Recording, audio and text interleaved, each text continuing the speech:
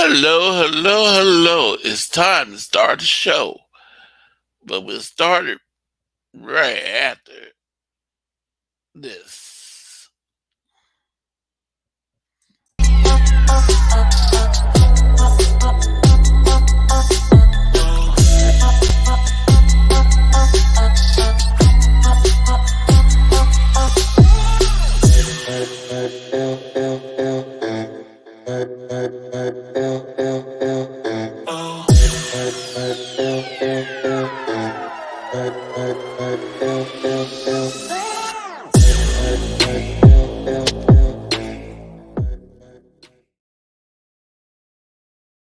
Ain't done yet. We about to get started. Let's get it started. Oh, oh, let's get it started. Well, right now I only have one panel in the back, and we're gonna get this started. Then I have David Corona in the chat. Bebop Jones. Hey, Bebop.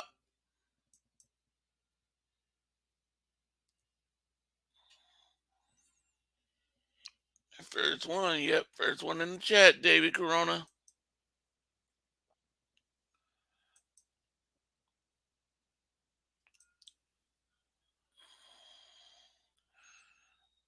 Yep. What's up, Bebop Jones? Let's go Niners. But here coming in, my brother, all the way from Daly City. He's in that place to be. My brother, John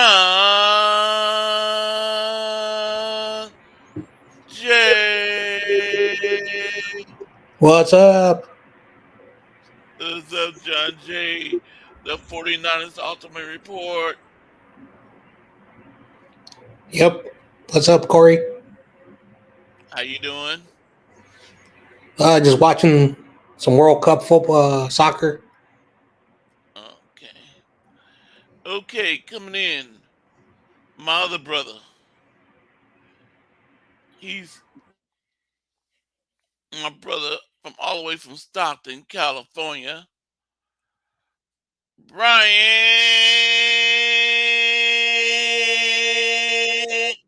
Cook. Hey, Corey. Hey, John. How's everybody tonight? Bye. What's up? Oh, that's almost perfect, Corey. Mhm.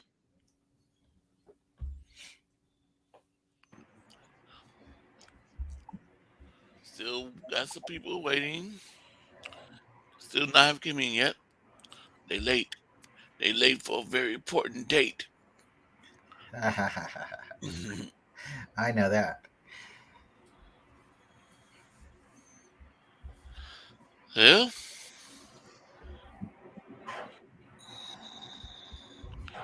I won the dollars at one today, 130, 130, and then get out of there to 5:30. Something. Just got home not that long ago. That's good. Hopefully, you had a good session and you feel okay. And I'm really glad you're able to be here today. Oh wait a minute, he disappeared. Somebody came in and they disappeared. What's They're up, good. Damon Lee? I might have to go comb it. Hey, Damien, how you doing tonight? I felt a disturbance in the forest. Damian Lee's great. If you guys know Damien, he likes Star Wars, so there's a lot of jokes there. If you guys know, like sometimes like there'll be little phrases that we drop. So Damian Lee's the goat. He's the greatest. I'll be in a minute. Okay, no border sports. Okay, who is this? They're not showing me their face. Oh, don't let him in. Oh, there you go. I thought he was gonna be able to be here. I guess some change. Coming in, my brother, and he changed his name to.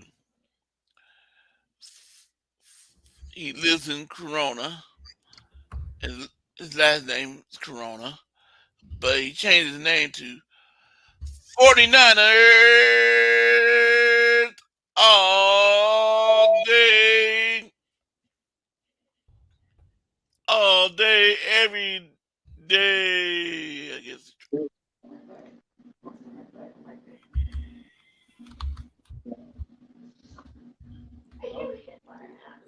Coming in. How you doing, David? I'm doing good. What's up? How's the wife doing? She's doing all right.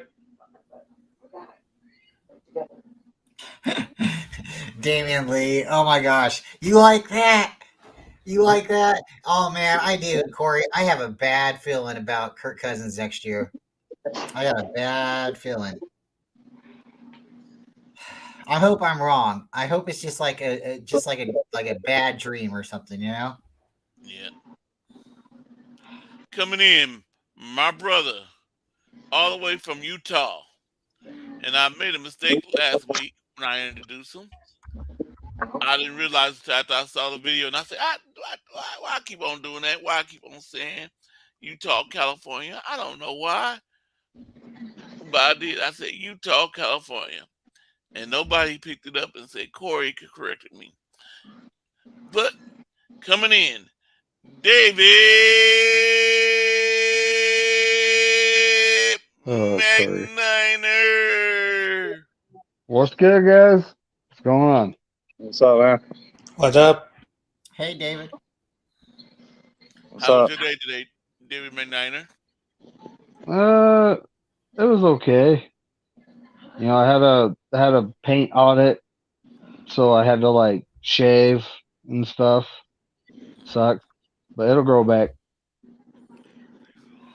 Hey, Mr. Cup. Hey, Corey, is it okay to take a minute? Shout out CarCast. He had a birthday the other day. Okay. Do you wanna start it out, or is it okay if we all start, like 1, 2, 3 and sing happy birthday to him, or you want to wait till the end of the show? He turned 17. Yeah, CarCast 17. Happy birthday, little guy. Not little guy, young man. Oh, he's here, huh?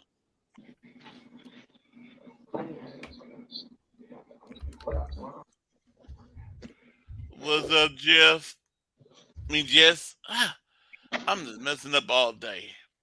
What's up, Jess?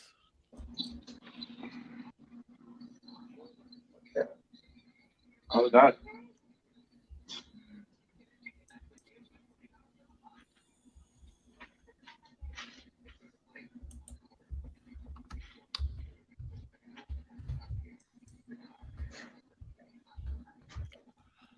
Well, it's not only this week you celebrated another birthday. So we can't go without missing the Queen. Her birthday was Monday, right? Yes, Tony's was the 17th, and that was really cool. Really cool. Had a nice little day. Okay, Carcass and Tony. Here we go. Just from me.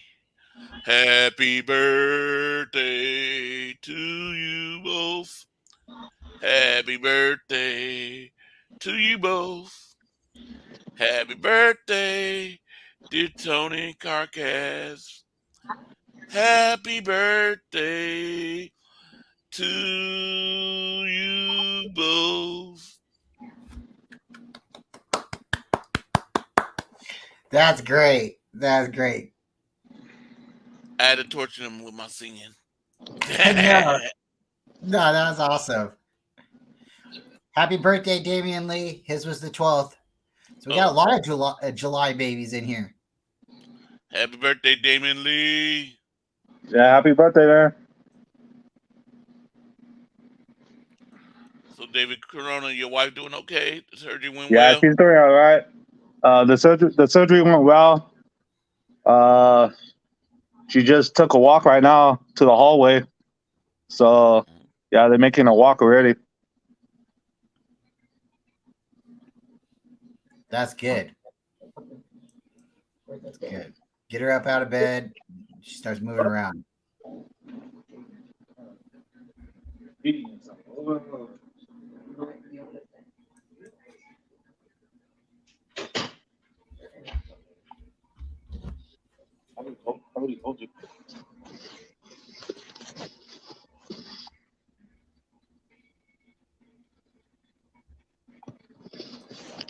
Yeah, I got my own room.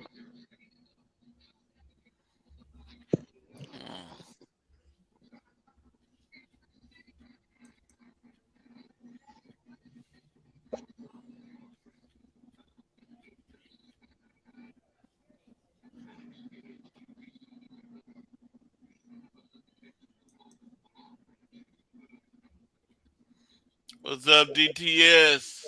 DST. DST. DSC. Ah, why am I messing up today? Yep. I did the same mistake. Well, when I met him. So now I know it's DST. What's up, DST. buddy? What's up, John DST. Jay? What's up, Mega Niner? I don't know why I'm messing up with names today. Well, it's just one of those days. Just one of those days. Yep. See, last week, David Niner, I messed up, said Utah, California. Oh Nobody yeah, caught last on. week. Utah, I California. I noticed. I just didn't say anything. I live in Utah, California. It's a wonderful Is there place. a city in California? Is there a Utah city in California? I mean, It's a beautiful place. doubt it. It's a I doubt beautiful it. place. Okay, coming in. I hope I don't mess this up. Coming in, my brother, all the way from Seattle. He is a 49er fan living in dangerous This is for you, territory. John Jay. This is for Enemy you, John Jay. territories. Excuse me, David. Hold on. Oh, sorry. Coming in. No border.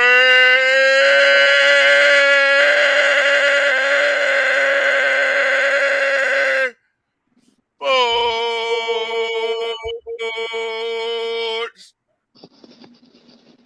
Hey, David, for interrupting you. Get back there and start sweep. Also, Corey messed up. I don't know. I'm from Washington, California. Dodgers. Oh, hey, why you back there sweeping? Go ahead and throw that in the dash. Hell no. David, you hear me? No, I don't hear you. Change your channel They name. look like Dallas Cowboys colors. Did he? No, this is Wow. Dodgers colors. Did he Ew. change his name to Cowboys all day? Ew. This is John Jay's favorite baseball team. No, stop it. Black. Throw up. You know you like my blanket. No. Let me go get the other blanket, the Angels one. Oh,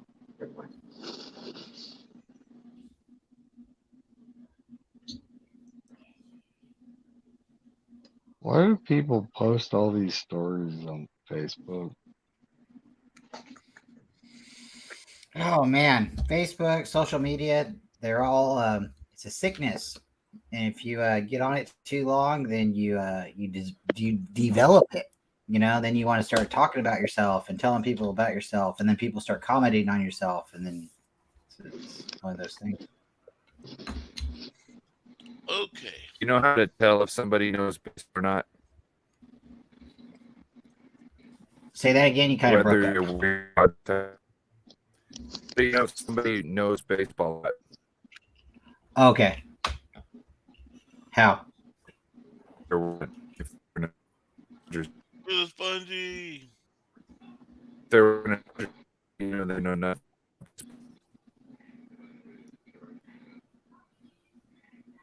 my connection that again? Yeah. Good.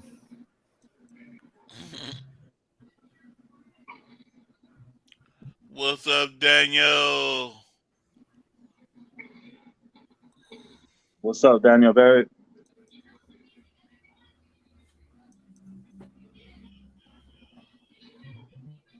Damn, a lot of people in the chat. That means you're getting up. popular. 15 people watching right now. Make Everybody sure to hit the like that button. Hit that button. like button. Is there an echo in here? I don't hear an echo, guys. It was a joke.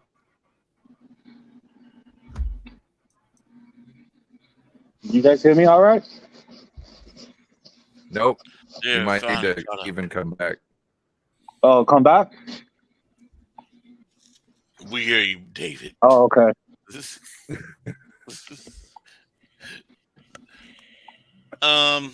So Corey, this is the I order. almost had him. I know. But I'm ready to get started. Okay, coming in. He's coming in first. David. Oh, let me put so little Spongy can come on in here.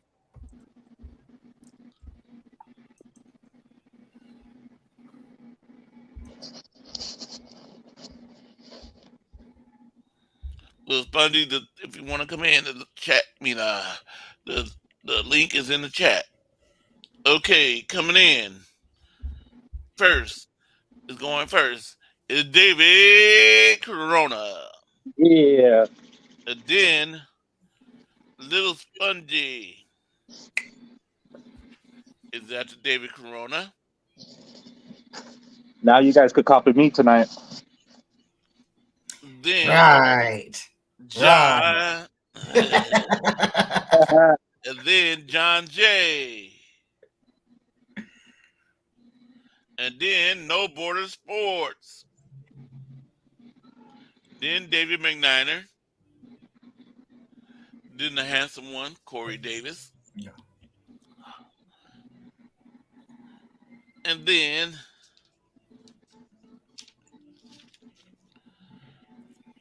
Nathan Z, if he's coming in the chat. Oh, we got two people. Let me introduce these two people. The men, two of them. They both live out in Philadelphia. Oh, he disappeared. As soon as I was about to click on him. But I'll introduce this one from Philadelphia. Little Spongy. Yo, yo, yo. Yo, yo, yo. What's up, Cowboys all day? Nah, no Cowboys. Yeah, I'm kidding. What's up, Jacksonville all day? You know, Trevor Lawrence has the best hair in the NFL. And then at Nathan, Mr. Cup, Brian Cup. And at the Brian Cup, his wife, his lovely wife. And then after his wife, Bebop Jones. Okay, somebody's coming back. Here he is. Coming in. Again. Mr. Carcass. Headphones on, but it doesn't want to work. 49er. You don't want to. Talk. What's up? What's up, Carcast? What's up, guys? Then after Bebop Jones, if he come in, Crazy Juice. And I know this guy not coming in jail because he already sent me a message. And after that is Carcass.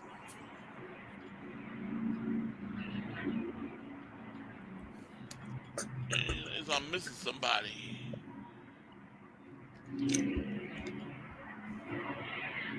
I think I got everybody. Let me know if I missed somebody. Steve O, I know he's not coming in either. I don't know why I keep on putting his name.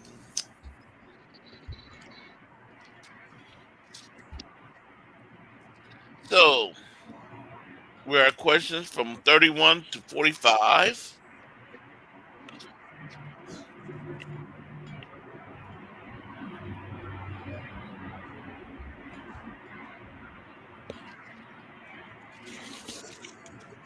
Oh, some little spongy internet's acting up, huh?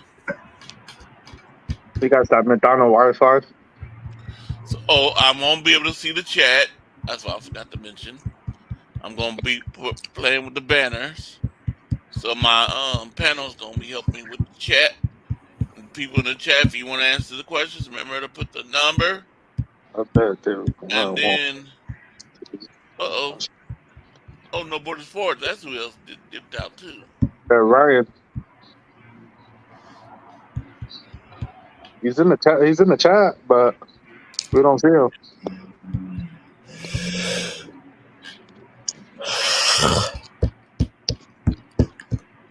He'd probably be he's probably working on the system. Let me see. There's a private. What's up, Carcat?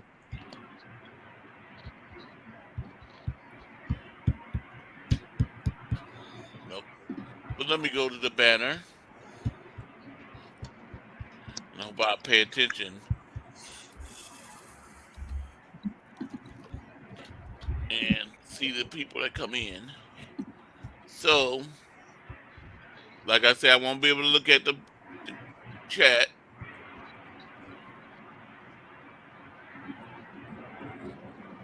I guess Ryan's having internet issues. Yeah.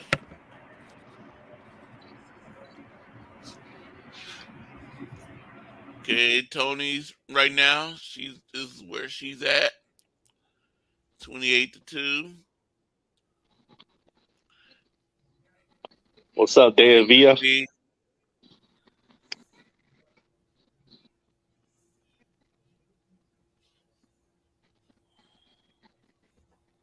Guardians, yeah.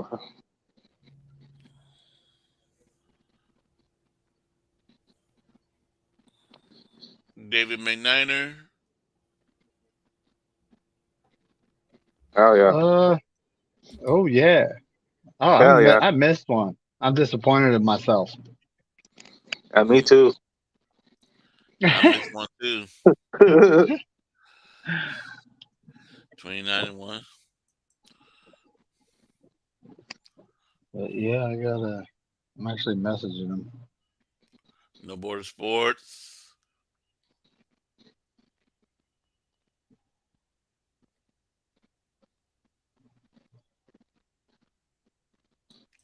David Corona.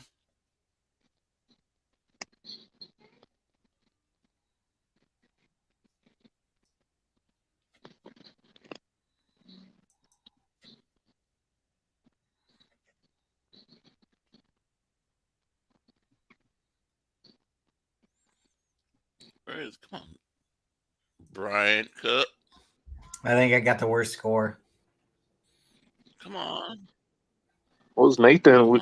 Nathan's not here yet. For me. Nathan's winning though. Yeah, I know. Maybe he'll take tonight off. Brian, I. Yep.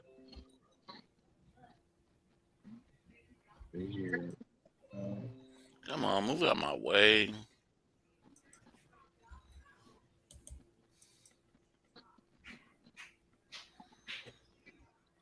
And Bebop Jones. Crazy Juice.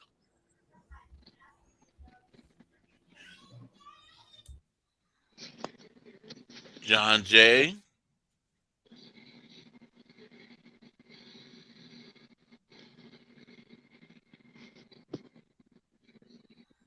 Little Spongy.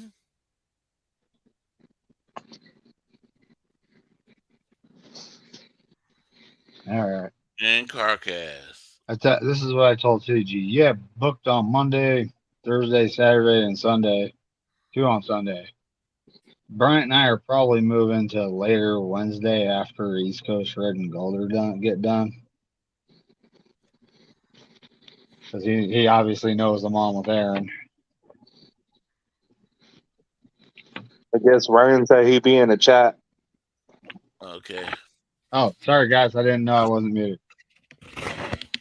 All right, I'm back. Oops.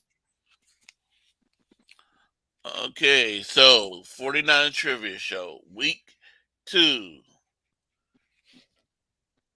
Oops, I got it wrong. Oops, 3. I wrong. Week 3. I'm supposed to change that to 3. It's week 3. I'm sorry, got it wrong. Oh, wrong thing. Come on, stop. Oh well, it don't matter. I've been getting everything else wrong. So that means you're going 0-15 tonight? No, I'm going 15-0. That's right. Hell yeah. That's what I like to hear. So here's the first question. What does Tom Rathman do as a member of the 2014 San Francisco 49ers? A. Running back coach. B. Assistant equipment manager.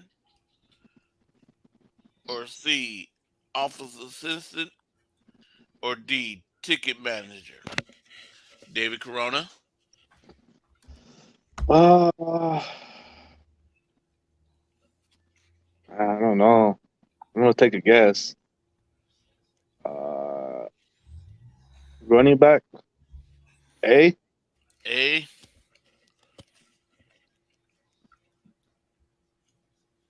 Okay, Lil Spongy, if you in the chat, put your answer down. John J. A. A. No Border Sports, put your answer down. Has he? Have those sports you can? No, they haven't answered yet. Okay, David May Niner. I'm taking A. No, I thought he was on I thought he was B. Assistant equipment manager. No, I'm Little taking A. Little Spongy's taking A. Little Spongy taking A. I think Little Spongy jumped out so he could copy. Right? Z. No Border Sports haven't answered yet. Nope, not yet. Nathan Z, he's not here yet, right? Brian Cup. Oh, I haven't put the numbers down for Tony yet. 31. Brian, I'm you sorry. here? Yes, I was muted for a second. A. A. And what about? Is she's in the chat? A. She's not in the chat right now, but A. Oh, Oh, she just popped in. A. But that B, that man, I tell you what, I got a feeling about that one. The equipment manager. I got a feeling. I might want to change my answer if it's okay later. I gotta think about it. I'm gonna stick with A for right now, Corey. okay.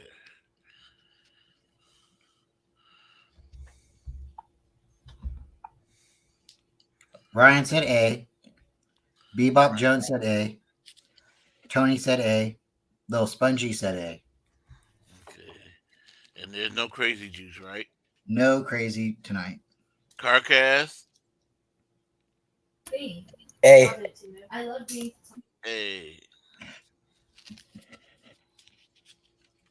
Okay, let me see. Tony says B would be a downgrade. I don't know. I mean, like if you're the guy that's making sure all the uniforms look super good, and they got the right, like it's all about the right kind of, soap, right? Because you want to have, nice clothes and they want to feel good on you, so maybe fabric softener. So I don't know if it'd be necessarily. Did you get Ryan? He picking A. Yeah, I got the him. first person I said. B-Box picking A. That was I the got first, him. second person I said. Thank you, Krona. Okay, now number 32. 32. You ready for 32? What title for the 2014 NFL 49ers does Mark? Uh-oh. Okay, I'm gonna have to spell his name out. What title for the 2014 NFL 49ers does Mark Uyeyama? Uyae.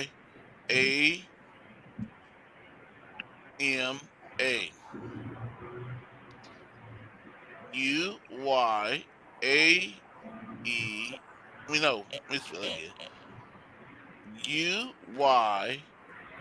Uyeyama. Carry. A. President. B. Head strength and conditioning coach. Or C. Head groundskeeper. D. Play-by-play announcer. David Corona. Mm.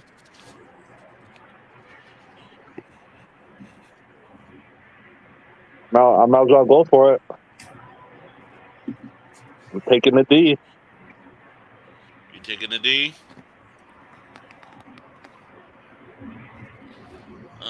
Does Fonzie answer yet? No, not yet. John J. B. B. Oh, What year again was that, Corey? I just need to know the year. 2014. 2014. Have no Border Sports answer yet? Little Spongy's taking B. Little Spongy taking B. He's copying. What about No Border Sports? Have you answered yet? Nope, not yet. B-Bob's taking B. Okay, hold on. David McKnight, I haven't got there yet. Oh, sorry. I'm taking B. At head strength and conditioning coach. Damn, I got that wrong.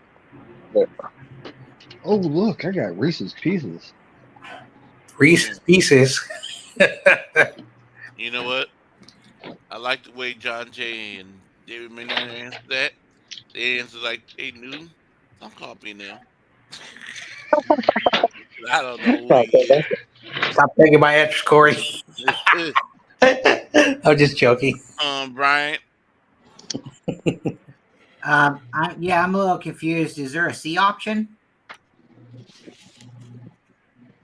Huh? It says A, B, and D. Yeah, no C.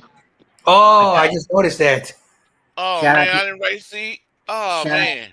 Shout out to Pop. I don't think it's the groundskeeper because I think that's what you said was C was groundskeeper. I think it's B, but I could be wrong. It might be play-by-play announcer, but I'm gonna go with B. Okay. C was head groundskeeper. Yeah, head groundskeeper. So that's important. Yeah, I'm messing up. I'm honestly really kind of leaning towards him, but I'm gonna go with B because that sounds about right. My glasses are I foggy. got that wrong. You might have got it right, David. Don't put yourself down like that yet. Miss Cup. Let's go with your gut. Mrs. Culp says B. Oh boy, this is not my week, I guess. Keep on messing up. Ryan's picking B. B. Ryan. Yep. Oh, I forgot C. How did I forget C? Yep. Bebop, he took B. Yes. Come on, glasses, quit fogging Carcass. up. What? Are you wearing sunglasses? No, I just. Did you get Miss Cup? Yeah. No, it's like I'm kind of sitting in front of my swamp cooler, so they keep. Carcass, are you Okay, still here? this should work. Carcass, are you still here? All right, you guys Yeah, ready for baby I'm face? here. You guys ready? The hell was that? Yeah, you guys ready for baby face, McNiner? Hell yeah. Hey, like I said, I had to shave it. Hold on, David. I Respirator can't hear fit. Carcass. Respirator fit. Blah blah blah. Sorry. You look good, David. You look good. Yep. You're 21. You're Carcass. 21.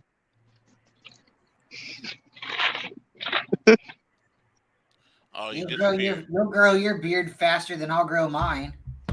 True. I didn't get to get Carcass answer. Be kind. Carcass. He said B. You B. taking? Yep. B. All right, Corey. You need anyone else?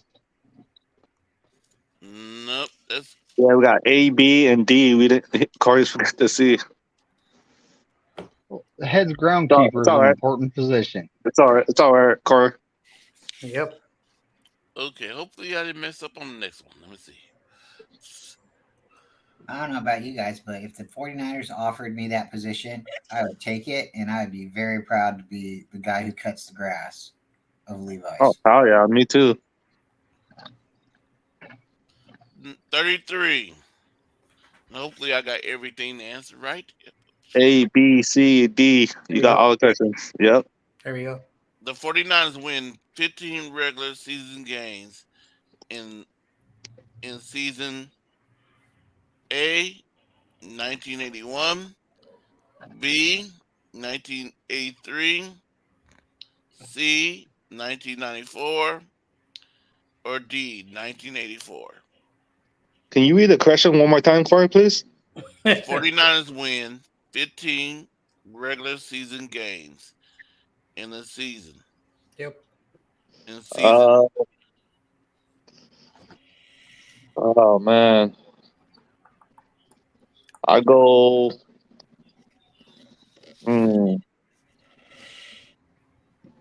I go. I go. 1984. 1984. I'm taking the D.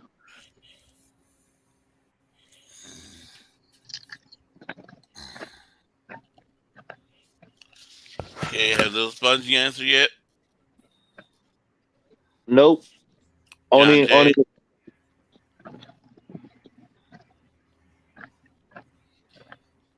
John Jay, are you there? Yep. I'm here. Okay, it's your turn. Oh, it's my turn.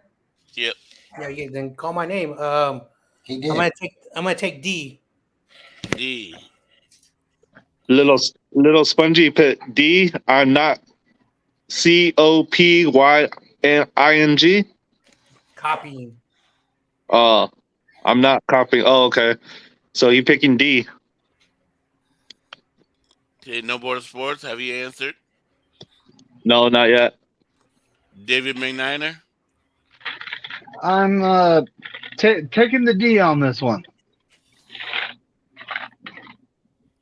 I'm taking the D too.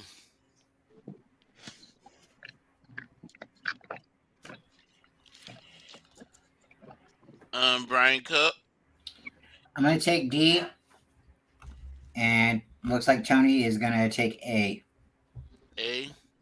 Yep, I'm taking D, and Tony's taking A. Okay. Bebop Jones? B-Ball's taking D. And Carcass in the chat? Yep. Delete my back card. There are just too many no's. If he pops back up, Corey will let you know. I think he's at a friend's, having fun. So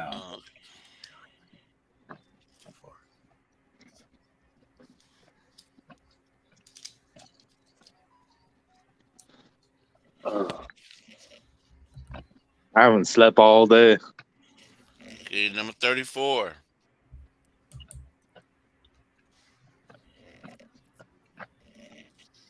Which safety held the 49ers all-time interception record entering the 1998 season? A. Eric Wright. B. Morton Hanks. C. Tim McDonald. Or D. Ronnie Lott. What season, Corey? 1998. 1998. What was the question again, please? One more time, please. Which safety held the 49ers all-time interception record entering the 1998 season? Wow. I don't know, but I'm gonna take a guess. I'm gonna go with. I'm gonna take C. C.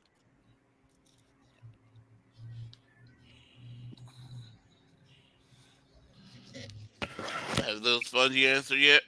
34. No, not yet. Oh, I forgot. No Border Sports. Did he answer number 33? He picked D. For number 33? Yeah, he picked 3, but I know what he means.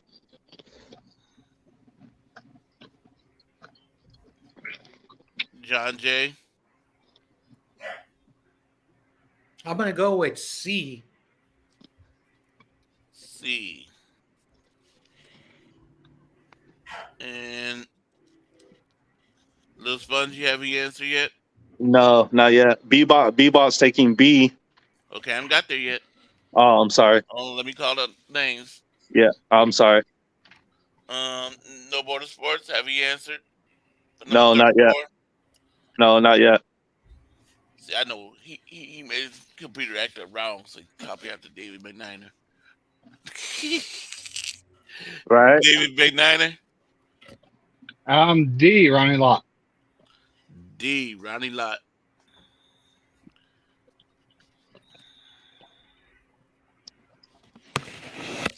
Ronnie Lott was with the 49ers in 1998. I think it was. I don't think he was with the Niners at that It's time. 1998 as the all-time leader in interceptions, right? Which safety held the 49ers all-time interception record entering the 1998 season? Okay. Entering. Your kids on the chat, Corey. Awesome kid. Oh, awesome kid.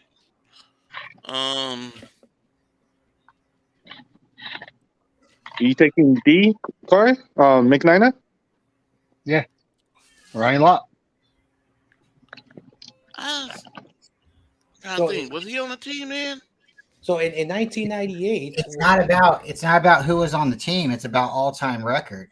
all-time record. Who has the most interceptions up to 1998? Reread the question, Corey.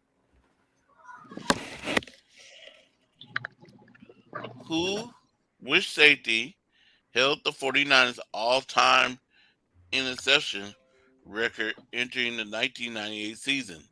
Entering the 1998 season. You ready for Little Spongy? You know what it is, Corey. You already know. They didn't have to play. They just have to hold the record. Oh, anyway. Okay. I'm going with D. I'm not sure on that. Little Spongy D too. Because I kind of want to say Tim McDonald. Yeah. Well, I it stay. is what it is. I'm yeah, staying. I'm stuck with my staying. answer. What about No Border Sports? He picked 34. He taking B. He picked 4, B? but I'm not. Yeah, he picked 4, but I know what he means. What Yep, do you B. mean? You know what he means. He picked 4 in the line, and he picked B.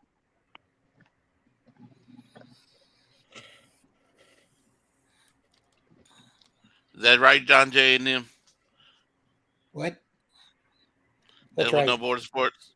You No, said boy, four B. you said 4B. Okay. We on 34, Ryan. Ryan, put number 34 because I don't want you to come back and say I didn't say that. Right? This You ready for? question is written poorly. So whatever. No, Yeah. it's not. It's about directions and reading it through and understanding it. When they have like a test and it says read all the directions before signing your name or doing anything, and you write your name on the paper first, you fail. So what it said. I could be totally wrong, but what it sounds like to me is who in 1998 holds the interception record going into the season. It didn't say anything about them playing, so it is worded weird. But it's like an SAT question. Well, Brian Cup. I might take D.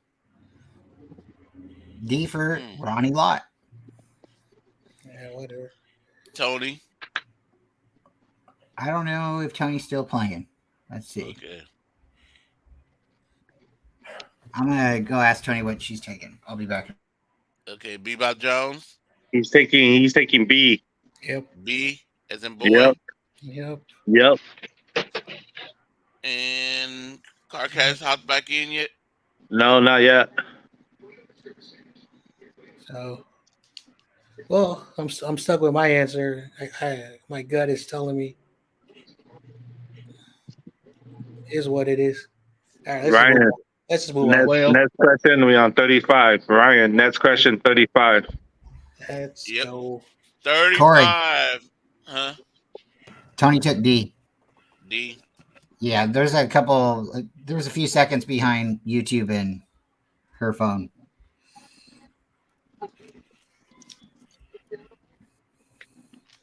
Okay. Now, number 35. 35. 35. Who did Joe Montana beat out to be the starting quarterback for the 49ers in 1981? A. John Brody. B. Steve Bono. C. Y.A. Tittle. Or D. Steve DeBerg. David Corona. I think John Birdie. A. John Brody. Is that his name? John Brody. Brody. Yeah, Brody. Yeah, number 12. 35. Little Sponge, you have your answer yet? He said, No. "Sup, awesome kid." Huh? He said, "Sup, awesome kid." Oh. Nope, not yet. John Jay. B. B. Yep. John Booty. Brody. Steve Booty. Yeah, bro. Like bro. Like So what's let up, me read bro? it again. Bro. Make sure I'm right. Who did Joe Montana beat out to be the starting quarterback for the 49ers in 1981? And you said B? Yeah, I said B.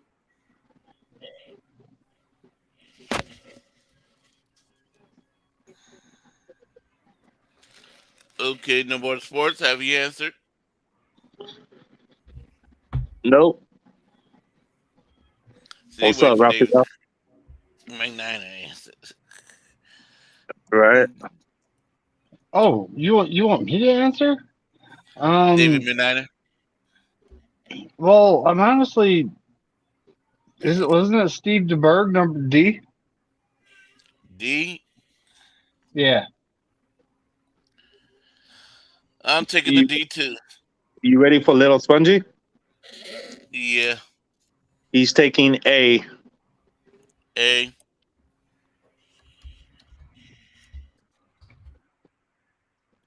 And No More Sports. He hasn't answered yet. Bryant. Edeberg, D. D. D. Tony. D. 35, D. Bebop. He's taking D.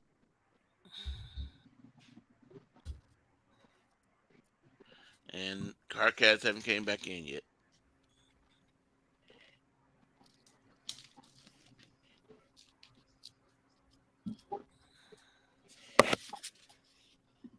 Little Spongy wants to change his answer to D.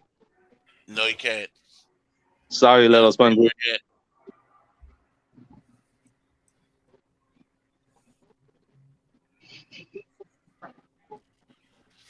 $36.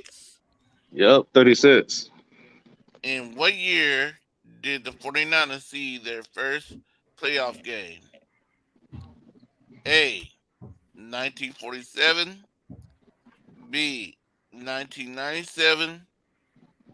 C. 1987. Or D. 1957. I go with C, 87.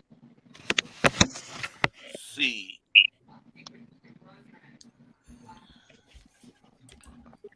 My bad. Have Little Spongy answered yet? No, not yet. John Jay? D. I'm taking the D. Little Spongy's taking D. D. Yep. No more sports. Have you answered yet? You haven't answered for two of them yet. He says he's playing with his laser. So I don't know. Awesome kids. I don't know. You got him on the paper, but He don't count. I'm joking. Shout out, awesome kid. What's up, buddy? Hold on. Congrats When I on the get Blue there, Jays. I add them. Okay, we had 36. David Mayniner. I'm taking D for Daisy. that long ago?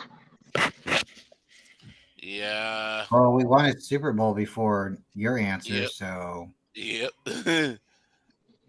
Man, I'm gonna do bad this week. Yeah, I'm taking D too. Bryant. D. 1957. And Mrs. Cup.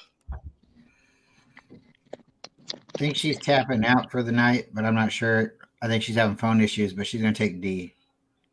Okay.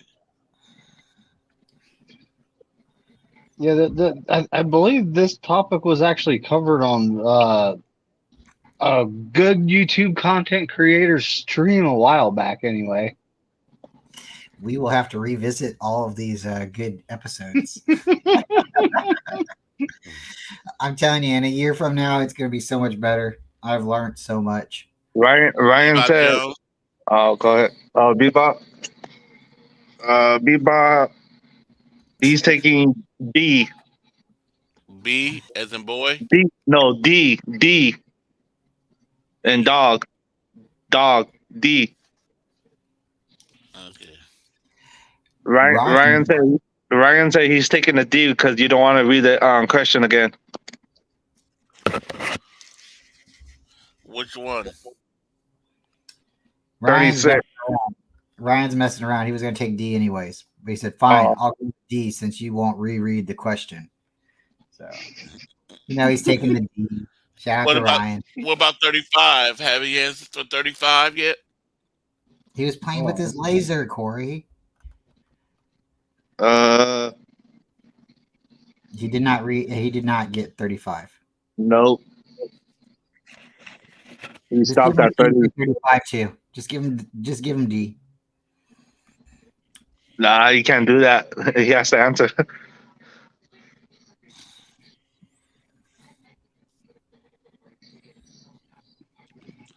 Okay. Number 37.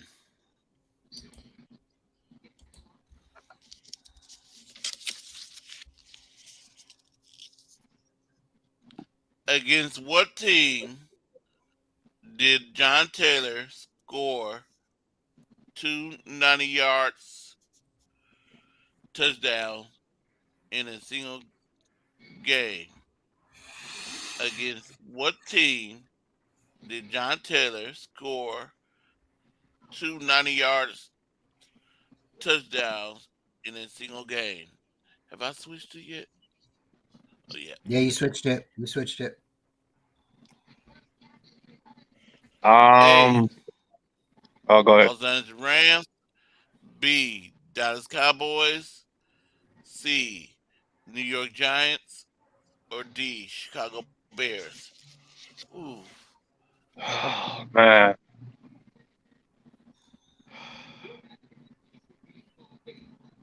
I'm taking the losers. A A. for the losers. Los Angeles Rams. F the Rams. Little Spongy has the answer. Nope, not yet. I'll let you know. John Jay. I'm going to take A for Corona's family's team, the Rams.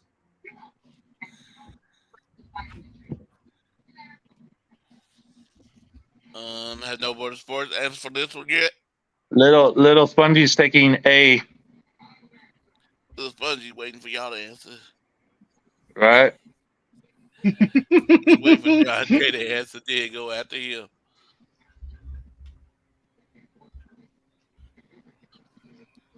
Answer yet? No. Nope, not yet. David McNiner. Oh, I'm taking the A, the Los Angeles Lambs. Yeah, the losers. That's a good one. The Lost. Oh, hell yeah. Lost. Lost. You know what? I'm taking A too. I don't remember. I thought it was somebody else, but the team I thought it was, they not even on here. They ain't mentioned. So I thought it was against the Bengals. But I don't quite remember the year, but I remember. Lost. Let me see. Brian. I'm gonna take A. Horns up. Did I say that right? Did I say that Yeah. right? Okay. No, horns down.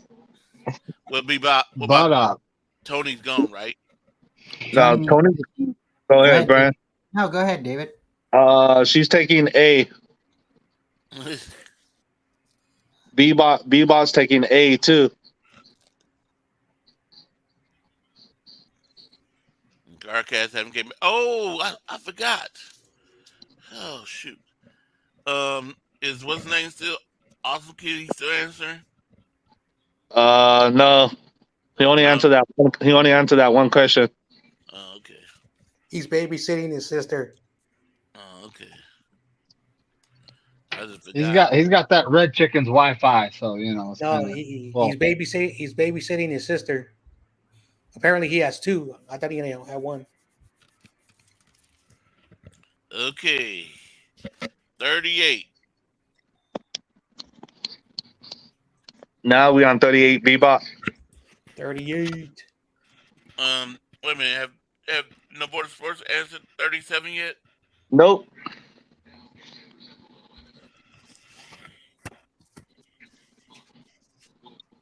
What's up, Steve-O? Okay, 38. Who was the first 49ers quarterback to throw for 30 touchdowns in one season? A. Joe Montana. B. Steve the Bird. C. John Brody. Or D. Wyatt Tittle. I'll go with Joe Montana. You go with Joe Montana. A.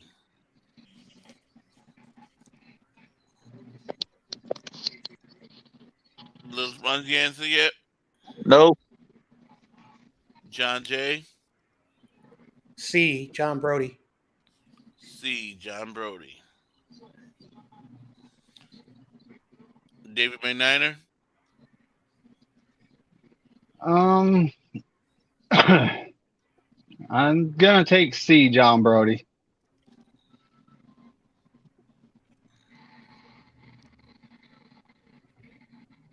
I'm gonna take C two. I'm gonna do like the Spongy doing, copy that for David McNiner. Little Spongy's taking A. A. Joe Montana, huh? Joe Montana. The E3 GOAT. Yep. No Border Sports. He's still gone. Yeah, he's gone.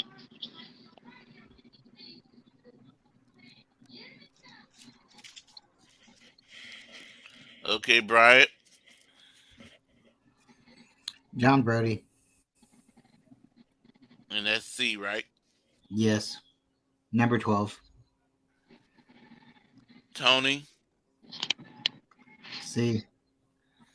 Number 12. John Brody. Bebop. He's taking A. And that's it. Ah, used to grabbing my freaking hair, man. What like this or what? Like, See, I'm just like you, David. Clean cut too.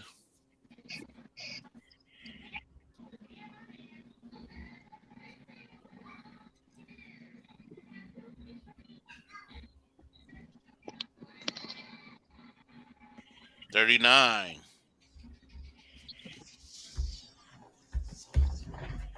A little Spongy. Who who first who first threw for 200 touchdowns in their career? A. Who first threw 200 touchdowns in their career? A. Did I change it already? Yep. A. Zeke Brazkowski. Brakowski. B. J. Schroeder. Schroeder. Or C. Jim Kelly. Or D. John Brody. I'll go with D. D. Yep. Little Spongy, have you answered? Nope. John J. Taking the D.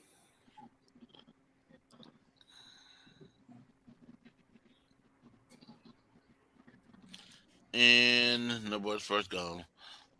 David McNiner. I'm taking the D.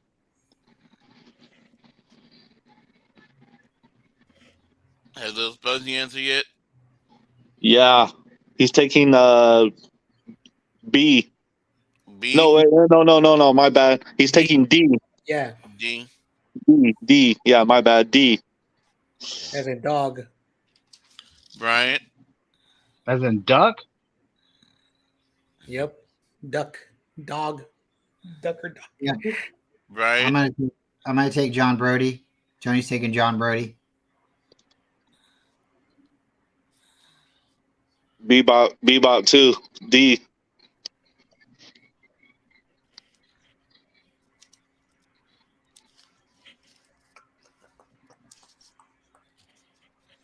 Okay. Let me switch. Switch. 40.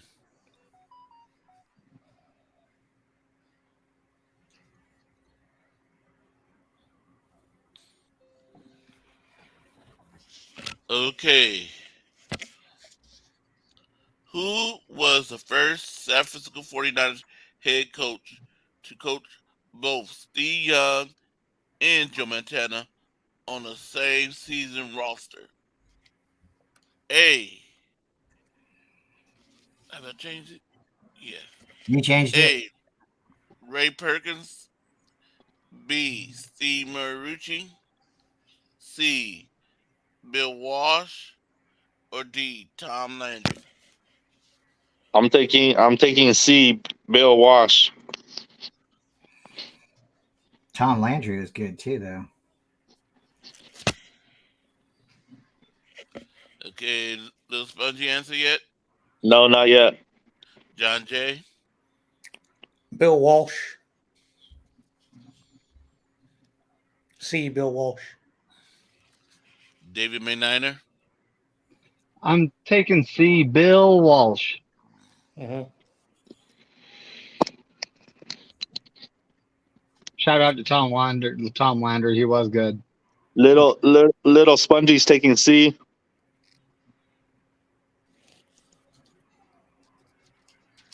Bryant. D. No, sorry, C. Tom Landry is a good coach, but I'm taking C for Bill Walsh. I got all caught up taking the D, man. Guys, take it a step back. Almost fell in. What about Tony? She's gonna take 40 C. See, she's in the right mind track. I'm all sitting here looking and feeling silly. Bebop. Bebop 2. C. This is a possible fan card question. Oh, it could be. Okay, number 41. Ooh, Kermit. Let me see, make sure I got it right. Did you say Kermit the Frog? Yep. Oh, Kermit Alexander. Look, see the name right there? I think you Which said Kermit the Frog. Which defensive player was the first 49er to intercept 50 passes in their career? A. Ronnie Lott. B. Mel Blanc. C. Kermit Alexander. Or D. Brock Moran. Mm-hmm. I go with Ronnie Lott. A. A. Ronnie Lott. Little Spongy has the answer. Nope. John Jay. Ronnie Lott. No Border Sports. Nope. No. David Corona. David McNiner. A. Ronnie Lott. A. Ronnie Lott. Little Spongy's taking A. Ronnie Lott. A. Little Spongy. Bryant. A. Tony. A. Bebop. A.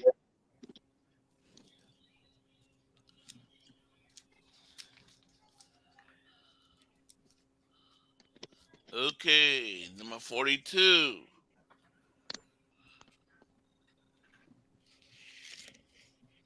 I gotta turn the page.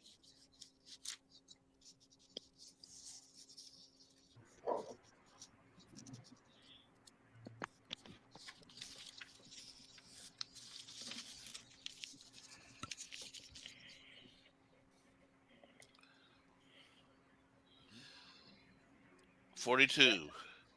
The 1988 season saw the 49ers win the Super Bowl. Super Bowl XXIII or LLL. What's that?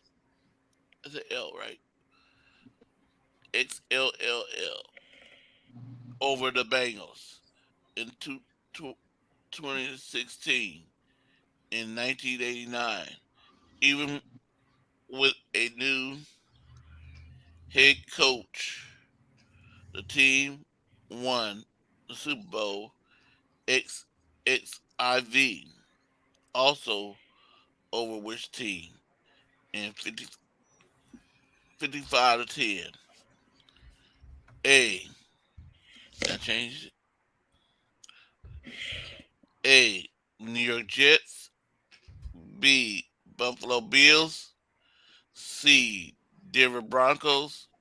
Or D. Minnesota Vikings. David Corona. Mm, uh,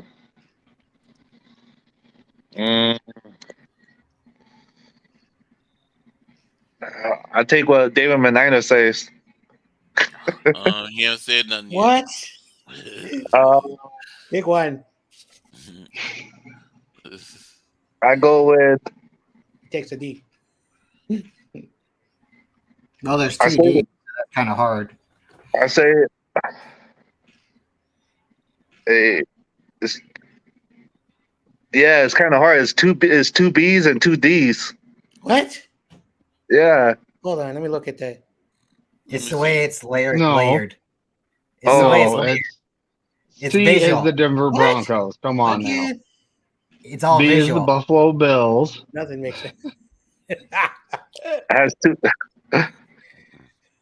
So what is it? A Buffalo Bills. No, C A's C. the Jet.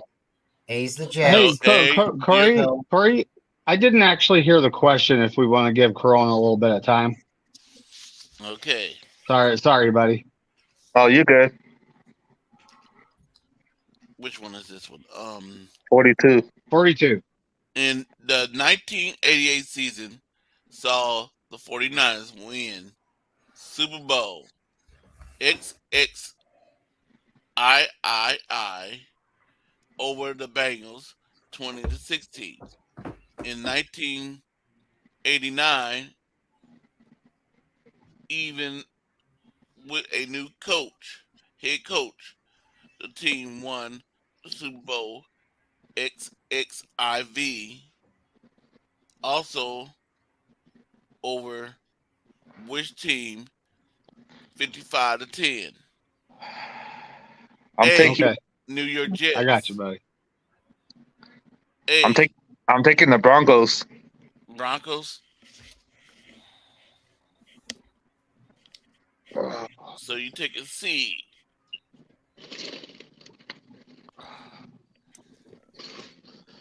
Have those spongy answer yet? Yeah, he's got the Yeah, Broncos. Yeah, he said Broncos. Broncos. John Jay. Russell Wilson. Let's ride. Let's go Broncos. Okay, David McNiner. Russell Wilson, get road. Denver Broncos. See,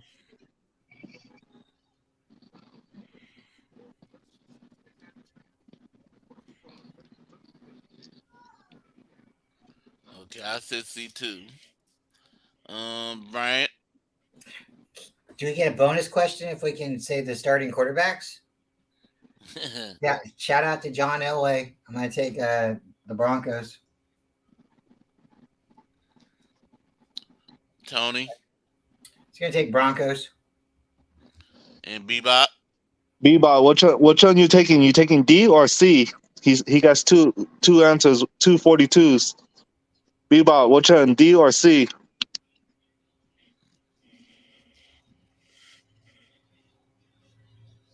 He's taking C. Take a load, C. load.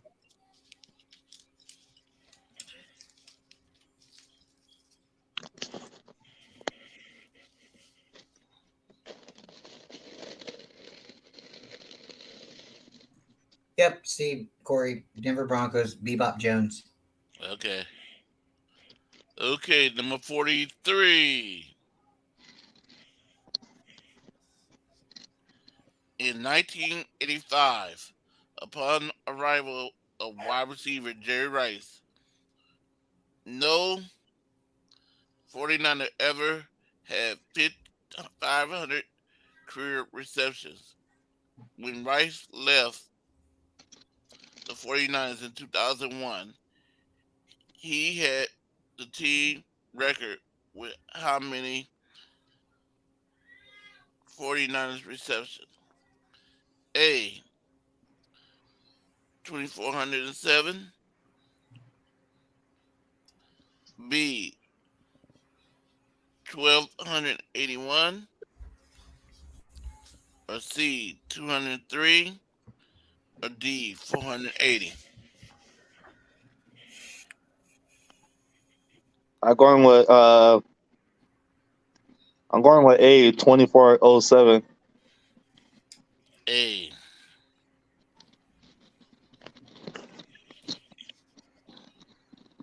Okay, Lil Spongy.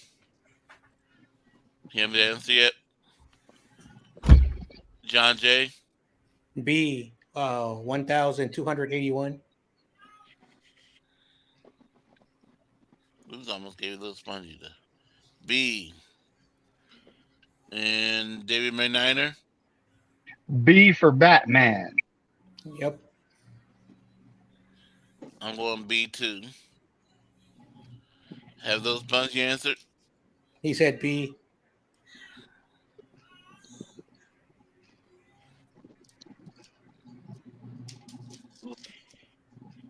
What? Right. I'll go with I don't know if it's right or not. I'm gonna go with B. It sounds like a safe answer. What about Tony? She's gonna go with she hasn't put it in the chat. Give her B. What about Brian? I mean, not Brian. Bebop. He said B. Yep.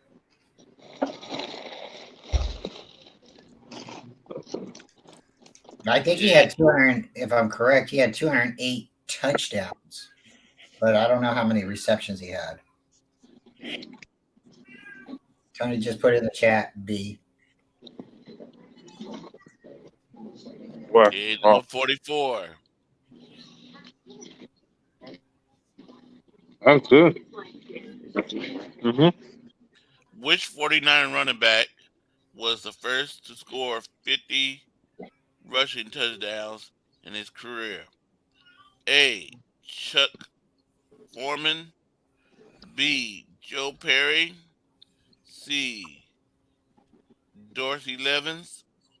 Or D. Larry Sinners. I go with Joe Perry. Joe Perry. Yep. So you're taking the B.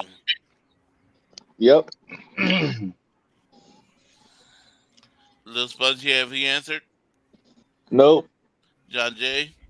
Joe Perry, B.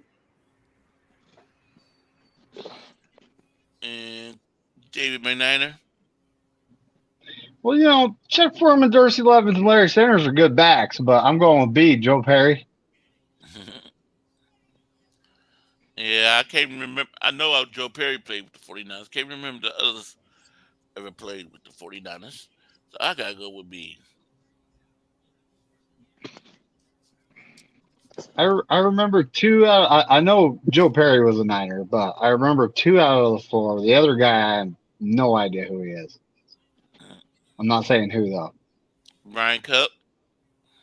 Joe Perry. Shout out to the $1 million backfield. Yep. Mrs. Cup. She said, I thought he had more. She was referring to Jerry Rice.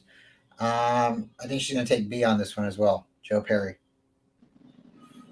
Bebop Jones said B for Joe Perry. 44B, sorry. Had to tell my mom good night. Good job, little Spongy. I'm sure you give her a hug and kiss too. Never too old for that. Shout out to all the moms out there. Last question. The last one.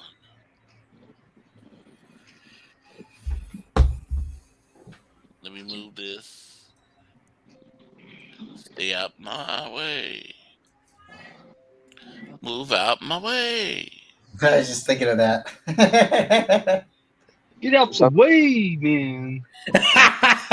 You're mean, McNiner. Stop. I like TRL. I like the TRL. I know. Shout out to TRL. It's been a running joke for like 2 years now, hasn't it? I mean, Well, he didn't say that, but we'll talk about that another time. I know. Which quarterback led the 2006 49ers? Which Okay. quarterback led the 2006 49ers? A. Josh McCown. McCown. B. Jeff Garcia. C. Alex Smith. Or D. Dante Culpepper. Dante was good. He was good. I David like Corona. Culpepper.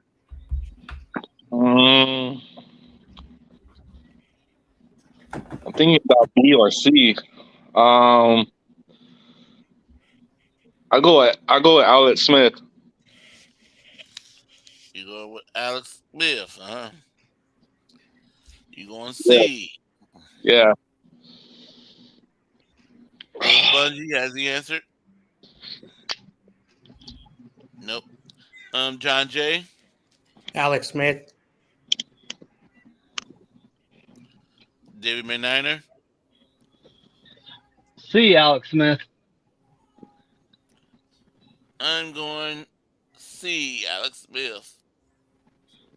Jeff Garcia and Dante Culpepper were both good QBs. Yep. But I'd say it. Don't Brian. forget Josh McCown. He was good.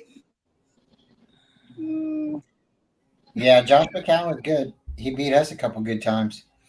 Garcia wasn't on the team. Alex Smith, 2006. Dante Culpepper, he was really good. He went to the Dolphins too, the Raiders. But Alex Smith, C. Tony said first draft pick, 45C. Spongy said 45C.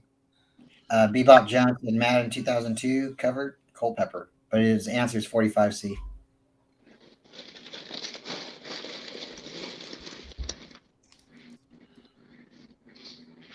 Okay.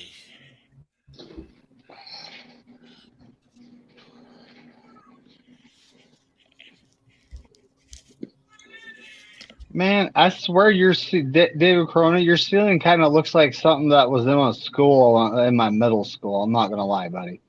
Oh, It had those like tiles and the lights like recessed in. oh yeah. Okay, No Border Sports, if you want to. It even had vents like that. Rewatch this and give me your answers, send it to Twitter. Anybody that missed this, Nathan Z, rewatch it. And I don't have you on Facebook, me on Twitter. I probably got like 4 of them. You can send it to me on Facebook Messenger, Carcast, Twitter. You can send me on Twitter. And Crazy Juice, if you rewatch this, and Jeff, anybody else.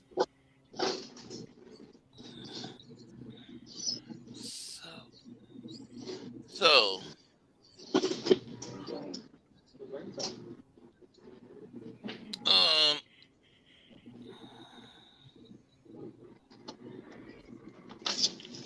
let me see. Stop doing it.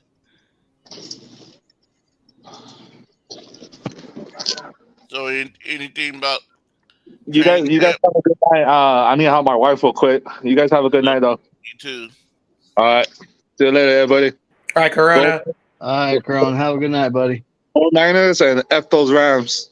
Horns That's up. right. All right. See you later. Bye.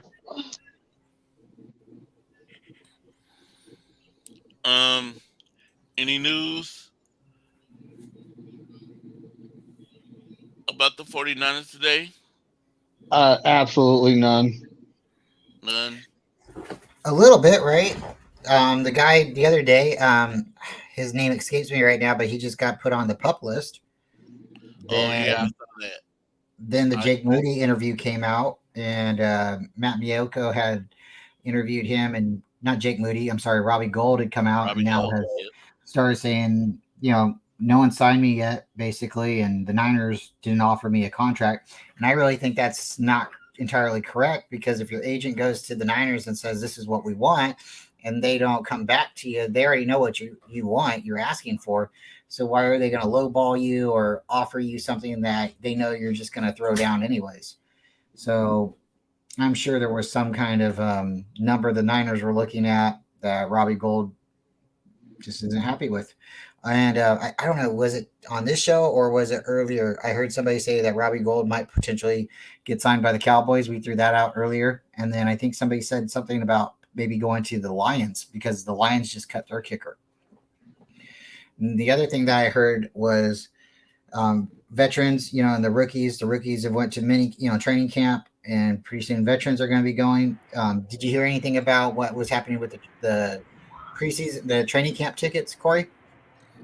No. So training camp tickets got sold on Thursday, and then they were supposed to go to the public on Monday. Basically, instead of being able to go into one spot and be able to order the tickets that you want, like day by day, they had you go into one link, into another link, into another link. And by the time most people got into those links, there was like 500 people waiting. So a lot of the tickets got sold. Now, originally the ticket cost $10. It's a fundraiser. The Niners are giving all the proceeds to a foundation, a charity. But people are reselling the tickets. I've seen as high as $130 for a ticket. And that doesn't make any sense to me to go and sit in training camp for that much. I'm not going to do that. So training camp, if people can, they still have tickets and they're selling them. If you can get a good price, take it up. But if you can't get a good price, don't pay no $130 for a preseason training camp ticket. That's not right. I went to Stockton. I live here in Stockton, and there was like 3 years of training camp. There was no ticket price. You just walked up to the gates and walked through. There was no admission fee. So, and they had 2 practices a day. So I kind of feel like we're getting ripped off a little bit here. I don't understand, Corey, why people can resell their tickets. I just don't get that. That's been done for years. It's been done for years, but I don't understand why it's allowed. I don't get that. If you're not going to go to the game yourself, why are you making money off of the ticket? The ticket should be sold like that. If that's the way it's going to be, people sit back and they don't go to any games, and then they just go to the playoff games, and then they raise those tickets for people who can buy individual tickets. That doesn't make sense to me. But I guess that's America, right? Yeah, it's it's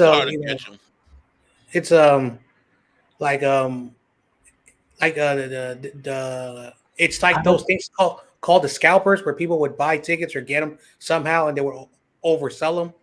Yeah. Like if you're able to make money from doing something, people are going to do it. It's never going to change. Like you said it, Brian. It's America. It's America. I just don't understand. Like, if you go, I like to look at the season before, it comes out. Just as soon as we get the opponents and they start saying, okay, this is going to be, the game announced at this time. Me and Tony like to look at the season and see what games we potentially could afford to go to. And we like to look in the stadium because you can click on seats and see what seats are rated and what the value is. You're going to tell me like a game in December, if you buy the tickets early, you can get tickets, really good, low seats. But if you go and buy those tickets that day, or, close to that time, the ticket price goes $200 more or whatnot. I'm looking at tickets for like $107 down in the end zone, like the lower level. And then you go and try to buy them that year, or that month, and the tickets just goes, and why? Because the team has a good record, and that's something to me, it doesn't make sense. Is like, we're playing the Packers, so the price is way up here, but we're playing the Jaguars, so, we're going to keep the ticket right here. It's still the same game, right? You're playing the Niners, you're playing the Cowboys, it's still 4 quarters of football. There's 60 minutes. I mean, it's still the same thing. You might go to a game and it's like the worst game you ever thought of, and it turned out to be the most high scoring, the most turnovers, the most prolific, and so what, now you're going to ask for people to give you more money because they went to that game at a cheaper price? Again, it does not make sense to me. I don't understand it. I mean, maybe that's why I don't like it, is because I just don't agree with it. I understand it. I just don't agree with Corey, it. Corey, can you put up Tony's comment? Tony? The one at the bottom. It's about supply and demand. Yeah. Basically, like there are people who have arguments about this stuff, and it's true. It's about supply and demand. If there is something out there, someone's going to pay for it. Like for me, I would never go to a playoff game because I know the tickets are expensive. So Before I go to her, let me just do this real quick. Shout out to Ravens Darwin. Darwin's I Ravens. haven't seen you for a long time, Darwin. Welcome back. welcome back, buddy. I'm sorry I didn't see you. You might have been just came in for a Mhm. second, but I'm glad to see you. Okay, where's Tony?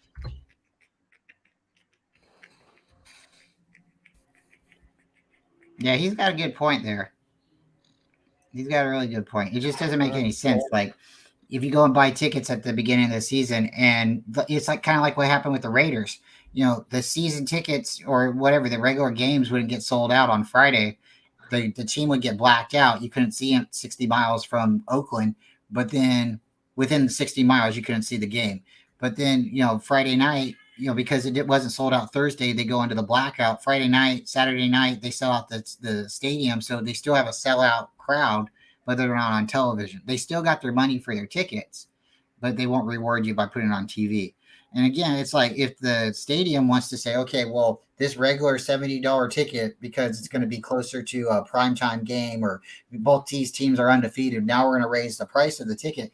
Okay, I understand the stadium doing that, but for individuals to say, oh, no, my $150 ticket's now $500, that doesn't make it any sense to me. Or how people can go in and buy like 30 tickets in one section and then they turn around and sell it. That don't make sense to me either. So I don't know. It's just hard to catch them people that does that scout tickets. I know. Hard to Like, catch them. hey, You gotta. yeah, if you're able to make money, like, okay, capitalism, positive, negative stuff. It's a positive thing, and that's a negative thing. It's a really good example. When I was in college, we had a debate on, capitalism, and I used that argument. People are going to pay for something. It doesn't matter who they are. They're going to overpay for something. Someone is going to make a profit. Someone, is going to pay the price. Another thing for those who are big sneakerheads, people who love sneakers, and I'm not going to tell the full story, but in 2015, Jordan made a limited time special edition sneaker, like a 25-year thing. And at 4 a.m, the store opened at 9 o'clock. At 4 a.m, people went there to get there early, and there were people already there. And the first people who bought them went to the parking lot, and they say, "Hey, I'll sell you the sneakers if you're really, really serious." So that's never going to change. That's never going to change. That's a little bit different though. When you go into a store and you physically buy an item, like I'm buying a cell phone, right? It's mine forever, right? Okay, you're buying an event, a ticket to a concert, a ticket to a movie, a ticket to, once that 30 minutes or that time limit for that show is up, that event's up, it's gone. So these people who buy, 30 tickets or whatever, right? If they don't sell those tickets, that's them losing out, right? But that person who bought those Jordans can still sit on them years from now. They can say, "Oh, they're brand new." And I bought D3 2001 Osiris's, and people look at my shoes and they're like, "Where'd you get them?" Well, I had to look for them, but I found them. Okay, it's the same thing as Jordans. It's like there's only so many of them that was made, and if you like them, you're going to pay the money for them. But for a ticket, for me to have a football team or a professional team and say, "Okay, come to my show. I'm selling tickets at the booth." Okay, you buy the ticket, but now you're going to turn around and sell it, and you're selling it for more money. That just, again, that doesn't make sense to me as a fan or for anybody else who's a true fan, because I'm not looking at it as I'm making money off of it. I'm looking at it as like, this is the event. The event costs this much, and now you're a fan, sure, but now you're taking that moment and you're trying to profit off of being a fan or me being a fan, and that I don't get down with that. I mean, you want to resell, like a car for more money or your hat or your sunglasses, okay, but for a show, like, it doesn't make any sense. It doesn't seem like it's right at all. And I think, like everybody said, the scalpers and stuff, this has been going on for such a long time. Now they've just figured out how to go around it and beat the system. So instead of getting caught standing on the corner, they're doing it on their phone, miles away from wherever they're selling their ticket at, and they're getting away with it. So that's Yeah, see, I would never buy a ticket off the street. I always buy it from NFL Mm-hmm. because I know Yep. it could be not the right ticket. True. It's another downside. That's good. That ticket could have got stolen. Yep. You know, and the person reported stolen, and you go Mhm. buy it from that scout person, and you go to the game. Yep. Boom, you going to jail because you bought a stolen property. Yep. So you And can't always trust what you see. You got. Yep. And there's also Mm-hmm. there's also undercover cops, who sell tickets to get people who are that dumb. But again, I don't want to get into specifics, but at the end of the day, I get your point. It's not really fair for like someone who doesn't have the income to buy it. But at the end of the day, there's another option, and basically it's this option. You got to be a season ticket holder. That's it. If you want tickets badly and you don't want to pay, like that crazy resale, you got to be a season ticket holder. That's the only other option. Yep. But then you alienate other people who only want to go to like one game or a couple of games. So unfortunately, like that's the only way to stop it. So are you going to force the team to say, hey, I got 67,000 season tickets. You're going to buy every game. You're going to buy every game. And there's no resale thing. Yada, yada. You cannot do that. So that's the only way for that to stop. I just kind of think that there should be kind of some kind of law and balance where, you go into a store and you want to buy a Slim Jim, right? Well, I remember when Slim Jims were 25 cents, then they went up to 35 cents. Now it's like 2 for 89 cents. Okay. I understand, the prices do vary. They go up, but it's the same thing. You go into a store and you want to buy a 50-cent bag of chips. You don't want to spend $5 for a 50-cent bag of chips. The price is the price. So it's the same thing with the ticket. If you look at the season before it starts and you look at it like the season ticket holders are looking at it, I guess each ticket has a price. Each seat has an individual price. The upper levels, the lower levels, then those prices are changing because you're getting a better viewing option. I understand that. But again, if the upper rank is $180, it should always be $180, right? The lower rank's $220 or whatever, and vice versa. It just gets more expensive. But for you to come back and say this bag of chips that I bought for 50 cents is now $500, you're like, whoa. And I'm throwing out large numbers. I understand that. But it's the same idea. It's how are you going to take a bag of chips and get more money out of it when it's only worth 50 cents? I get it. It's about supply and demand, but it's not. I don't know. I'm a fan. And I wouldn't do that to another fan. I've seen other people, resell their tickets for the price that they bought them for. I think that's fair and noble. If somebody wants to give them a little bit more money, hey, that's cool. But for, again, I just think due to others, as you'd want to be done. You don't want to go and somebody sold their tickets I heard this the other day. Rams fans went to the Super Bowl. They sold their house to go to the Super Bowl, $200,000 ticket or something like that. You bought two $100,000 tickets to go to the Super Bowl.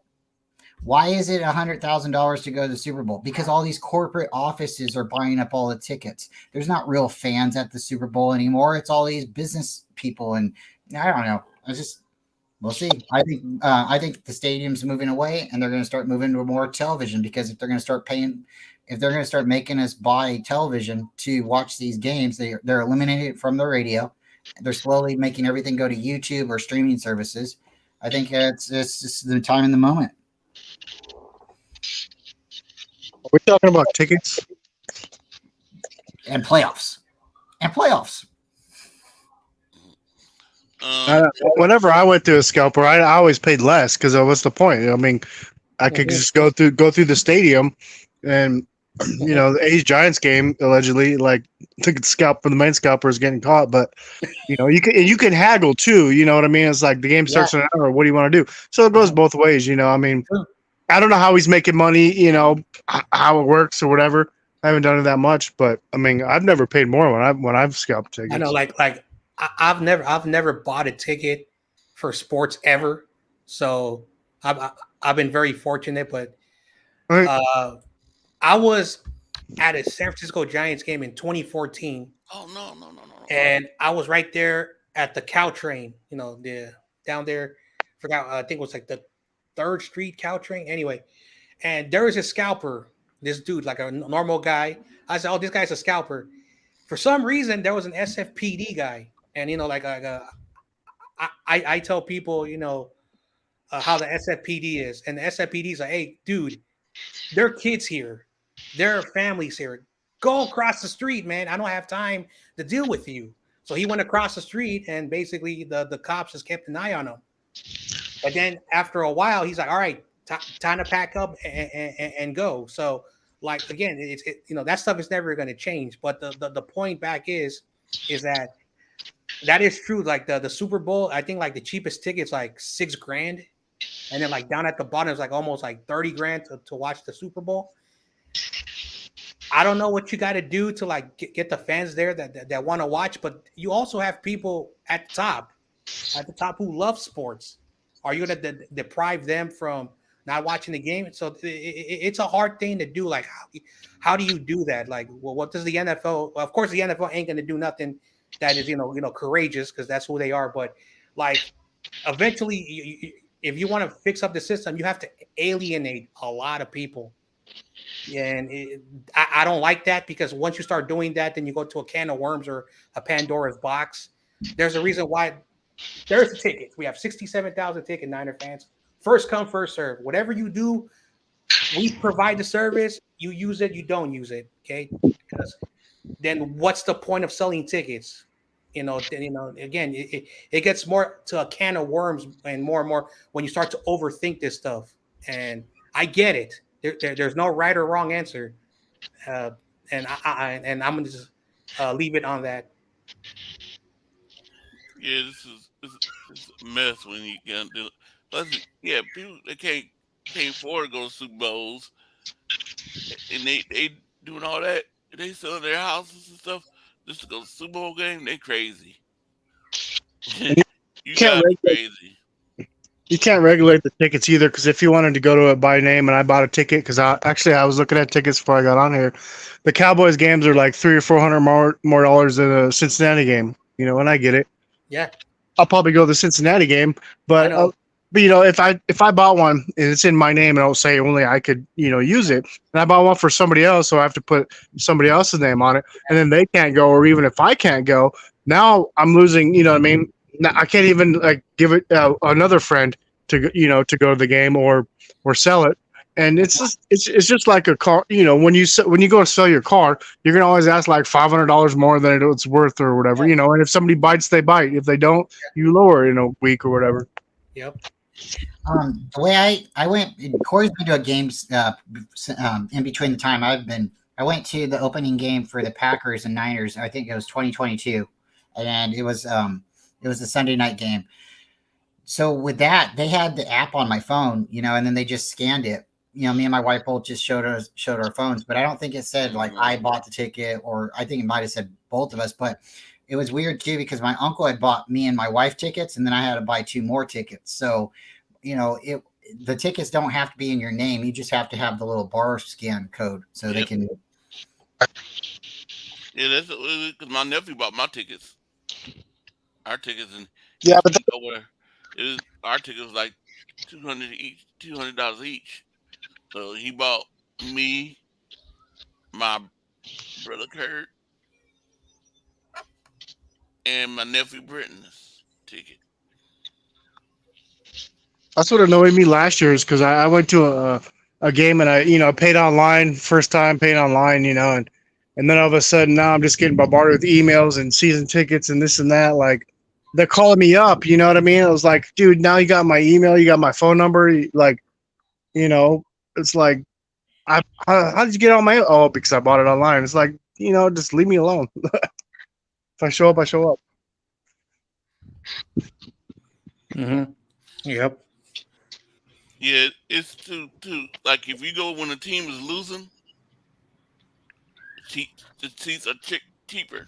Oh, true. Yeah. If the team is losing, they go cheap. Mm-hmm. I know because I'm a San Francisco Giants fan. Every year, this never changes. When I worked at my job, they would give me Rocky tickets because they were so cheap. And I'm not talking about the nosebleed sections. I mean like behind home plate, the foul ball area, bleachers. The tickets were between $1 and like less than $50 because the Rockies are not a good team, year by year. Occasionally, the Rockies will be really good. And so when your team is awful, awful, no one is watching the game. So what they do, they lower the prices so people can go watch the games. And when your team is awful, people don't want to go watch the game at the stadium. But when your team is good, I'm a Golden State Warriors fan. I remember when tickets were like $2 to go to Oakland. And I remember sometimes we were up at the top and the security, we have a national televised game. Everyone go down to the bottom so it looks like the stadium is filled up. Then the Warriors started winning championships. And I remember I would always go to the Minnesota and Golden State Warriors because one of the mentors of mine was from Minnesota. And he said the cheapest Minnesota Timberwolves ticket in 2017 or 2018 when they lost to the Raptors. Oh, no, it was 2019. The cheapest ticket was $145. So just like standing seats, standing. You got at Levi's standing when you standing and watch the game. You was in the section where they have standing. It's like $200, $300 something dollars. Yeah. You got kid. I'm standing to watch the game. I got paid $200, $300 dollars. What's funny is those ticket prices go up and down, but the concession stands never change. Oh, don't even get me started. Right? Like you go to the concession stand and you buy one beer for the price of a 12-pack. It's getting a little crazy there. It really is. That's why I keep on saying Atlanta Falcons have the best stadium, because if you drop your soda cup, you can go right back up to the fountain, machine and fill back up. I think that is just that's the way you get fans there. That's the way you get families there. So I guess that would be my next question is what kind of team do you want to be? Do you want to be a family team where people can bring their kids and you have a fun event? Or do you want to be a rough and rowdy crowd that, don't go there because everybody in the stands are drunk and they're going to be fighting each other and stuff? So I guess that, it is what it is, I guess, but you can't really pick who you're sitting next to in the stands either. We went to the Packer game and the guys behind us, they got drunk. Me and my wife, we were having fun talking to them a little bit because they were funny. But at a certain point, I didn't want to keep talking to them because they were drunk, and it's like you say the wrong thing to some people, they want to fight. And, I'm not going to get into a fight, not on top of a stadium. It's not fun. See, I bought my own tickets one time. That's when they were losing. It was cheap. And I was sitting back there and who were we playing against? And I was doing I was live, doing a live video afterwards. And I was talking on it, and this Caucasian lady sitting in front of me, she said, she looked at me, and she looked at me weird. So I looked back at her like, and what's the problem? She said, you said that word. I said, what word? You said the word. And I don't like that. I'm like, huh? What word are you talking about? She said, I can't see it, but you said it. I said, tell me what it starts with.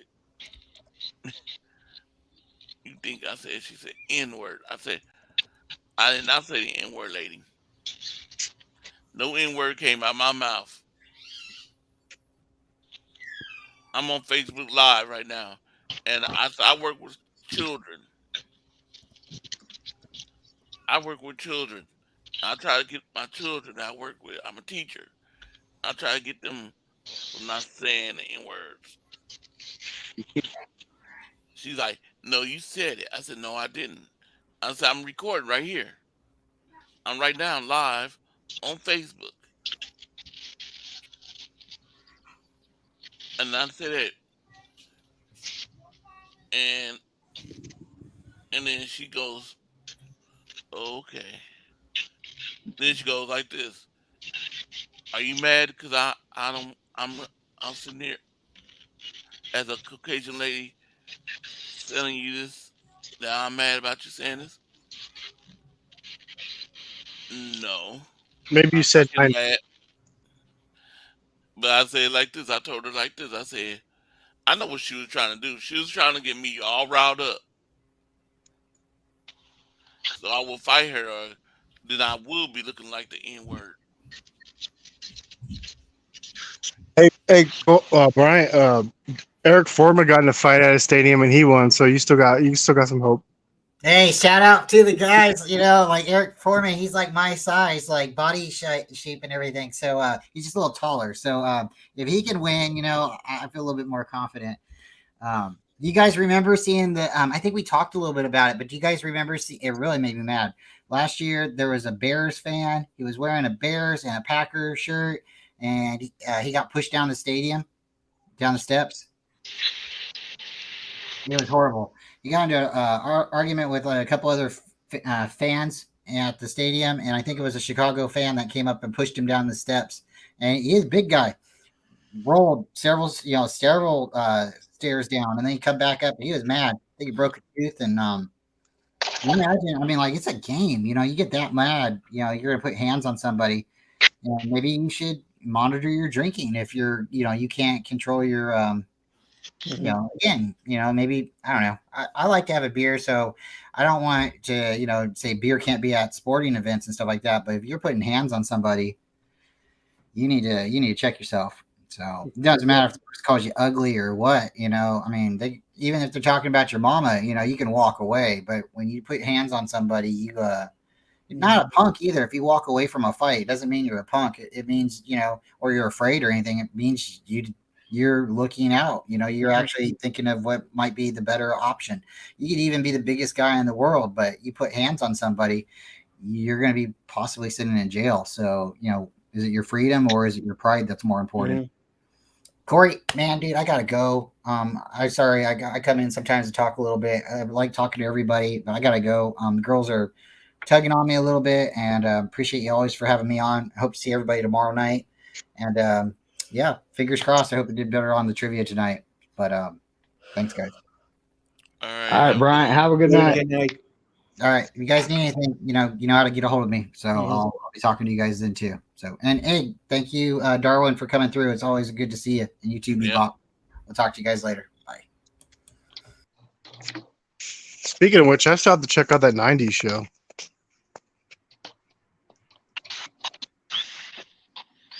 Yep. That 90s show. Is that something on TV? I don't watch TV. That 90s show?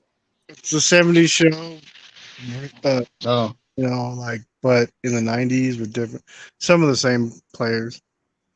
Yeah, right now, I got the TV muted. I'm watching the Nigeria versus Canada, the Women's World Cup. Yep. They're all the way in Australia. So the remaining games are going to be late. I'm not gonna stay up. I got to be up in the morning to go to work. So I got go Dallas tomorrow at 10. So hope everything goes well, man. Yeah, I gotta get up. Tomorrow's my OT day, and they make me go in early. But I just came out because I want to ask you guys a question. Do you guys remember that Trent Williams tip and play stuff? Like, how much do you guys actually read into that? Trent Williams, what? Tip and plays. Tip and play? Do you think it was actually a thing? I've never heard anything about that. Wow. that's last year. That was Jesse Naylor. Jesse Naylor. And, he's a good content creator. Spotted his stance when they were running the ball and they were passing the ball, and then watching more plays to see if he did it every time. And he kind of does something. Overanalyzing stuff. But at the same time, all the shit the defensive players are processing in a very short amount of time. And I think that one garbage reporter that used to be a defensive back in the league for like 15 games or whatever. What the heck is that guy's name? Oh, I can't remember his name. But he actually made a video refuting that, saying, look, this is what a defensive player has to look at. and he went through all the They're steps, knowing. What? and he ended it with, if you got enough time to look at Trent Williams' legs, then the more power to you. But I doubt they even have the time to do that. Oh man, Just like they used to say about what they say about Jimmy G. he's not good. So, No, what do you say that he used to do to let you know if it's a running play or a passing play? What? what? What? I I'm can't lost. remember that. You don't remember? He used to pat the ball. If you pat the Oh, ball, I don't it's a think yeah. passing play. I don't think you could do that. No, you can't. But that's what people will say.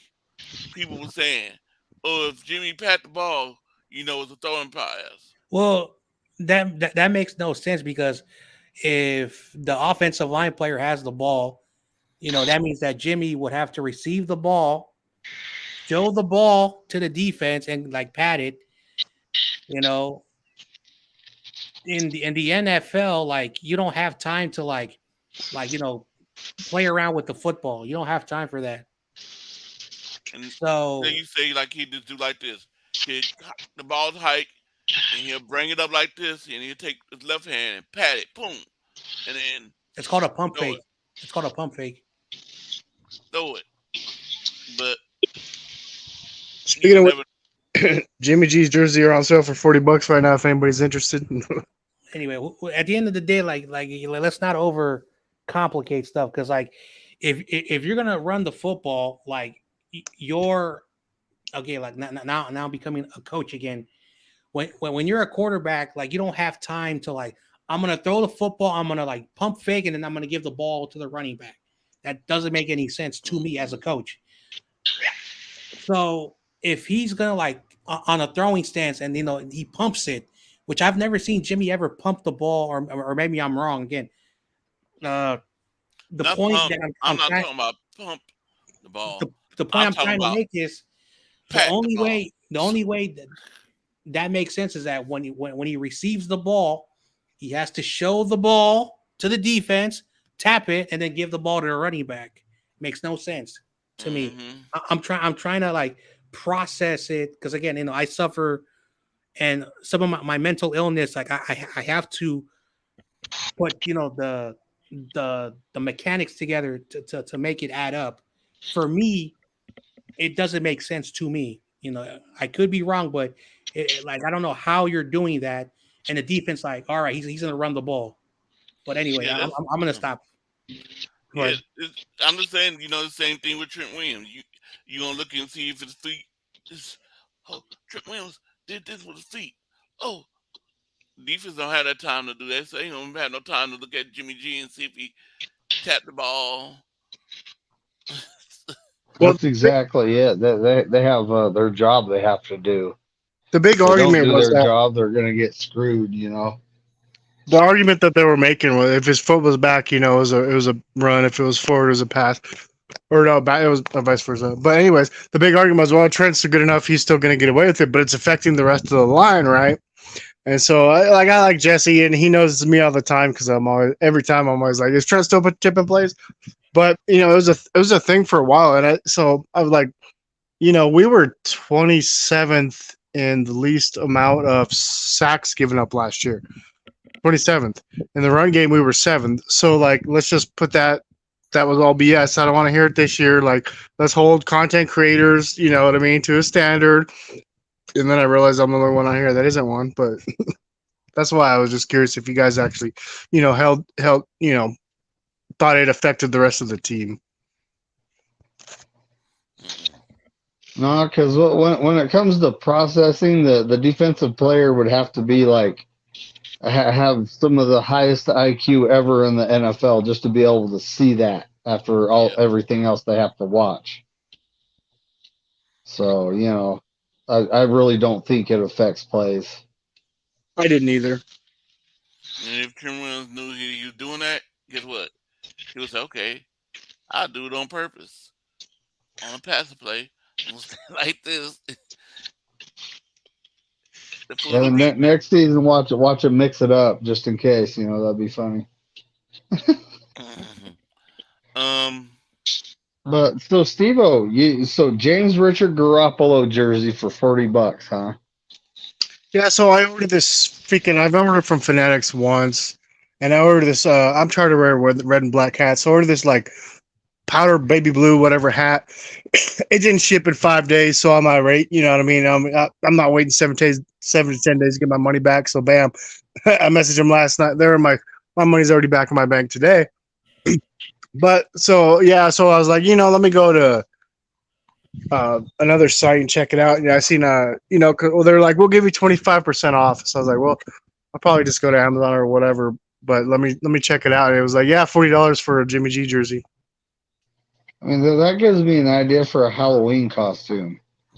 You know, get like a bad toupee wig, and like just try to make myself look like a certain kind of star. Sure, I'm sure he's got teeth you can buy for sure. A smile. Yeah, so I was watching some of Garoppolo's highlights, and I was trying to see what Corey was talking about. I saw none of whoever mentioned that, so now I gotta watch more because I just saw like 5 minutes of highlights. You know what? I never seen it. It was just somebody said it on the news on one of the reporters. Also, I don't know if I should say I this, never saw it. but Jesse Naylor, I think is that his name? Am I saying the Last Second Sports guy? Yeah. Yes. He spoke to a Bay Area, San Francisco person. He says that one of his sources is someone who works with one of the San Francisco local news, and I was like, oh, so I found out who the person was. Like, I don't want to get too much detail, but I'm like, oh, I know who that person is. I would say this to be, a reporter for a local news station. You have to know what you're doing, but I'm not gonna say the name of the network. I don't want to like be too, but some of the reporters that they have certain agendas. I'm not trying to get this channel taken down by YouTube, but all I'm going to say is that pick your sources wisely. That's all I want to say. Yeah. I was looking this to Robbie Gold today. I mean, yesterday, because Brian sent me the video. I listened to it and I'm like, Yeah, he said that the 49ers didn't even offer him a contract. And see, not that long ago, they said that the Niners did offer him something. Oh yeah, I read. Yeah, go ahead, Corey. And so whose sources? Who said this? Who do you believe? I believe Robbie Gold. Because right now, he said it didn't happen. Well, there's a lot of like different, like news stories like that. Like the Niners offered, Robbie Gold the franchise tag. I remember that. Yep, that's what I heard. The franchise tag was like, I didn't know for a kicker was $5.4 million. So, or maybe I'm mixing up the numbers. Robbie Gold was like, no, thank you. I'm like, dude, you turned down $5.4 million. That's $400,000 more than your other contract that you got from the Niners. So what do you want to do? Then there was a report from Chicago that says that Robbie Gold wants to be close to his family. And it was an extensive article because he played for the Bears. The Bears have, I think, someone named Cairo Santos. I don't know. I'll ask the Chicago dude who their kicker is. And they said that he wants to be closer to his family. So I'm like, all right, so if you want to be around the Chicago area, the Vikings have a kicker, the Packers have a kicker, the Bears have a kicker. Now, if the Lions just cut their kicker and he wants to be, if that's what that article that was written months ago is saying, he would go to Detroit if that is 100% accurate. Again, these are just articles that are being written. Like you can't take everything with a grain of salt. If he wants to win a Super Bowl, the logic, you return to the Niners, but we just drafted the kicker and we got Zane Gonzalez, so we're okay at the kicking department, so we don't need a third kicker. But if he wants to win a Super Bowl and the Cowboys are interested, the Cowboys are not a Super Bowl team. I'm sorry. That's a team that can make the playoffs. So I'm not sure what's going to happen to that situation. So, and then he sat down with Matt Mayoko, I think it was like last week. And he told Matt Mayoko, the Niners didn't offer me nothing. And then a day after, he had to retract what he said. He says, I was offered something that I felt was not fair. So it was confirmed. The Niners offered him a contract. They offered him the franchise tag, and he didn't want it. I said that. I said that in February, that he's not going to return. So don't know why he said that to Matt Mayoko, and don't know why he retracted that. And I talked about it on my pre-recorded podcast. I got a question. Do y'all think the market with kickers or running backs ever get paid big bucks? Would they ever get big contracts?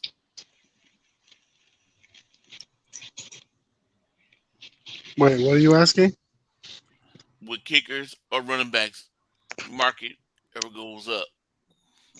Like the wide receivers, the quarterbacks, and the defensive linemen and all that.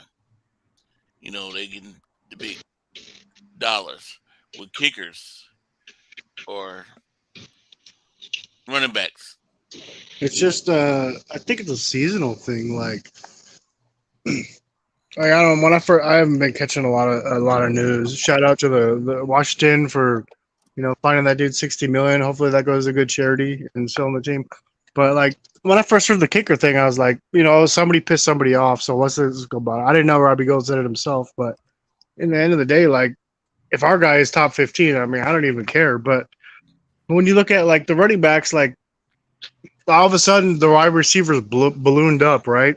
All of a sudden, like that's the hot thing for whatever reason. And running back, there's a lot of history of the running back. I mean, running backs, if I'm a receiver, I might get hit once if I catch a ball, maybe twice. If I'm a running back, I'm probably getting hit 3 or 4 times each time I touch the ball. So I can understand, 4 years, you don't want to pay anybody, that kind of money like Dalvin Cook right now. There's a lot of guys. I don't know. I just think it's a seasonal thing. And if I were the NFL, I would like, not the NFL, but if I were all the starting running backs, hey, let's just all sit out. Because look, there ain't no way you can tell me that Saquon Barkley, I mean, what, 13 million, he's trying to get 16 or whatever. I don't know if he's going to sit out, but you can't tell me when they paid Daniel Jones like 3 times as much as him that he's 3 times better than Saquon Barkley. Nathan Z, what you do is rewatch this video and write your answers down and send it to me on Facebook Messenger, and I can record it then. I mean, I could get your answers. Well, I had this conversation with a guy. His name is Jonah. He's a very smart Bears fan. He's a good dude, good friend of mine. I have the most respect for this guy. This guy is an OG. He's not afraid to tell it how it is. And he said, "Yo, John, you remember when the running backs were made for the bump and grind?" You know, and he was telling me that. Yeah, I remember when running backs used to like carry the ball like 300 times per season. And those guys like never got like, severe injuries. But one thing about a running back who was very successful, once they were between 30, 31, and 32, they started to like, decline. The last three running backs who I remember, of course, Frank Gore, 49er. After he left the Niners, I think he played, I want to say like 7 more seasons before he retired. And then I think at 39, he retired. And he had serious knee injuries when he was in Miami.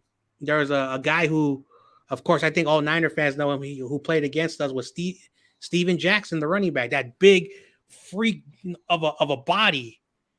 After he left the Rams, he went to the Falcons where he played 2 seasons, and he was still a consistent running back. LT had like 8 or 9, he had like 7 seasons with the Chargers, and then he played 2 seasons. He was very declined just before his 30th birthday, but he was another grinder. And then one that most people don't know, he played for the Patriots and he finished with the Jets at the age of 32. Had 1,200 rushing yards, almost 100 touchdowns, and he was finished in the top, somewhere in the top 10. His name was Curtis Martin. Those were the 5 running backs in the last 30 years who had a decade-long career. And you look at today's running backs, so the point that he was trying to tell me is like, running backs are not made the same. They're plug-in players. If they get hurt early, and one good example, if you're a Niner fan, you should know this because he played against us, Derek Johnson. In his second season, he had 1,600 rushing yards.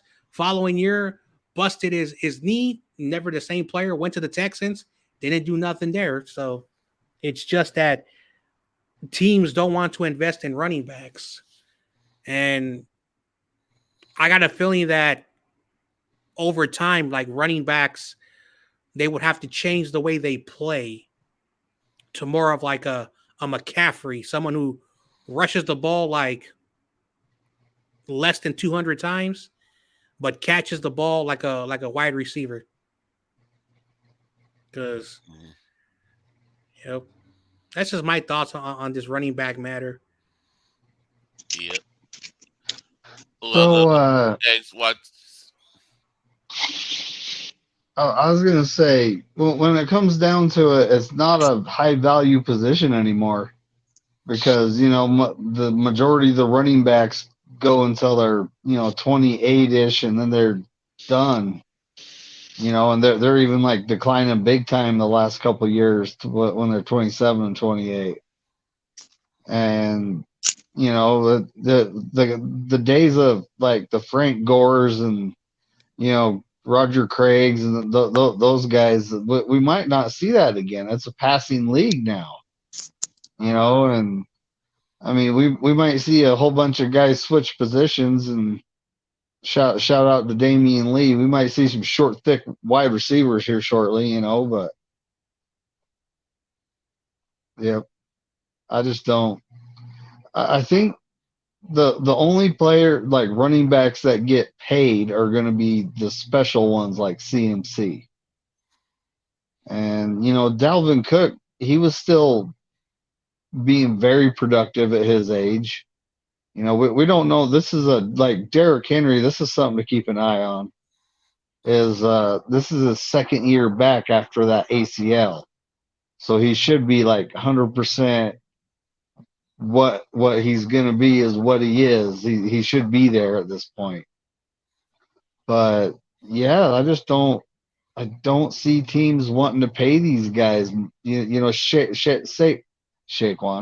Saquon Barkley is wanting 16 million, and they're only wanting 13 million. And at his age, I think he's 25, is he? Or is he like 26? He's got to be 25 or 26. But at his age, he's trying to think about his future because he knows that his career is not going to be. He's not going to go till he's 35. So, You know, But he's also, trying to get that contract, right? didn't they franchise try and give him the tag? So then, I mean, he's not guaranteed after more than a year. So it might be more about the couple million a year, right? It might be, but I can't Uh, remember which tag they actually. I So don't the know if they applied the franchise or the other one. so the Giants offered him $14 million for 3 years. You want to know what he said? He said, "Hell no." And I'm like, 14 million for a running back is pretty Like good, you know, at per that position. season, per season. But at the same time, the I think it was about the guaranteed money. And I was asking YTC this question, dude, why did your running back turn down 14 million? YTC was like, I don't know. And I know his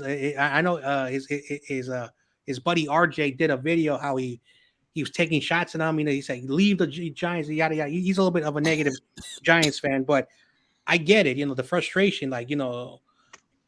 So he decided, you know what, let me take the franchise tag, 10 million, almost 11, I think it's 10.9 million fully guaranteed. So he decided, you know what, let me get all my money, let me get every penny that I can, but I want a contract negotiation. Now he decided, you know what, I got paid. You can't take the money because, you know, I took the option, and I'm not going to play for you. So basically, you know, he's like, you know what, I got my money. I'm not going to put my body on the line. So either they offer me a good contract or I'm not going to play.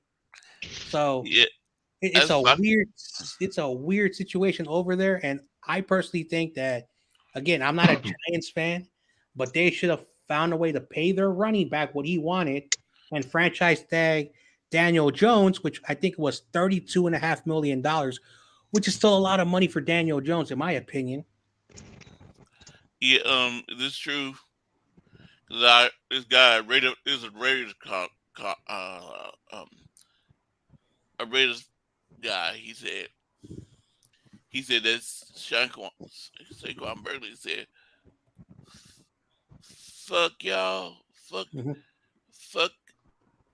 Giants, fuck the players, fuck coaches, fuck the owners, fuck all y'all. I will not play." Damn. I'm like, he said, the guy said, I'm quoting what he said. This is what Saquon Barkley said. I'm like, did he?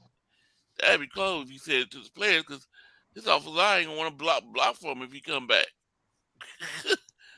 He said I could.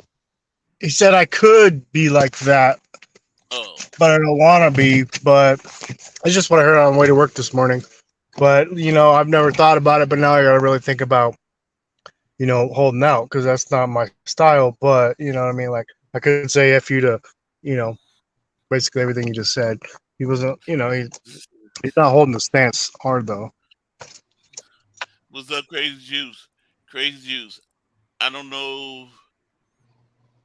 You can answer the questions, replay, and if you have Brian on Twitter or look me up on Twitter, I can't think.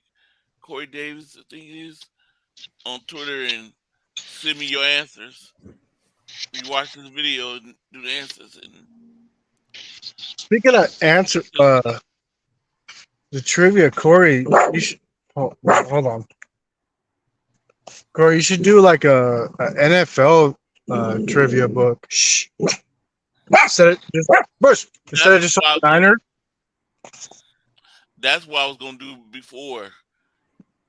I was trying to get the NFL one, but they never had it. I never got the book. Yeah, because I'm big on like all sports.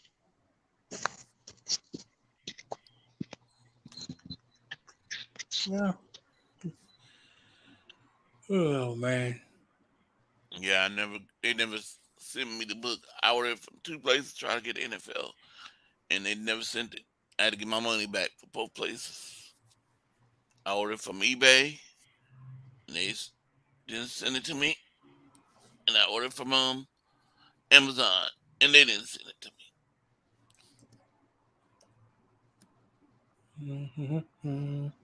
Hey, who do you guys think had the better or the worst end of the stick? Alex Smith or Sam Darnold?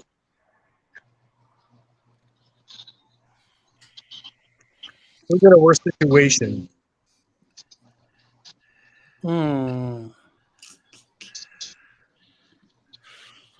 Well, when you're a number one overall pick, and you're going to the worst team in the NFL,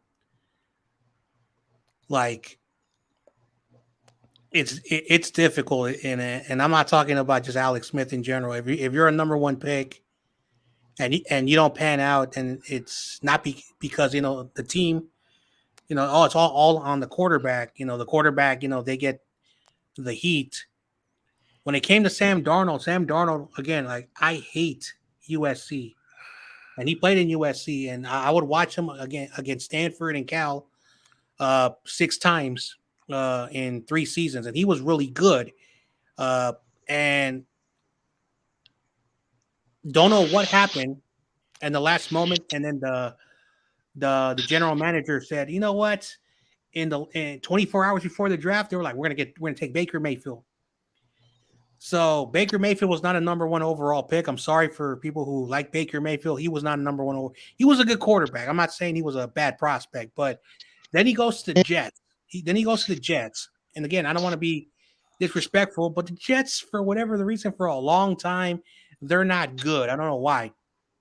They go through coaches and quarterbacks like nothing.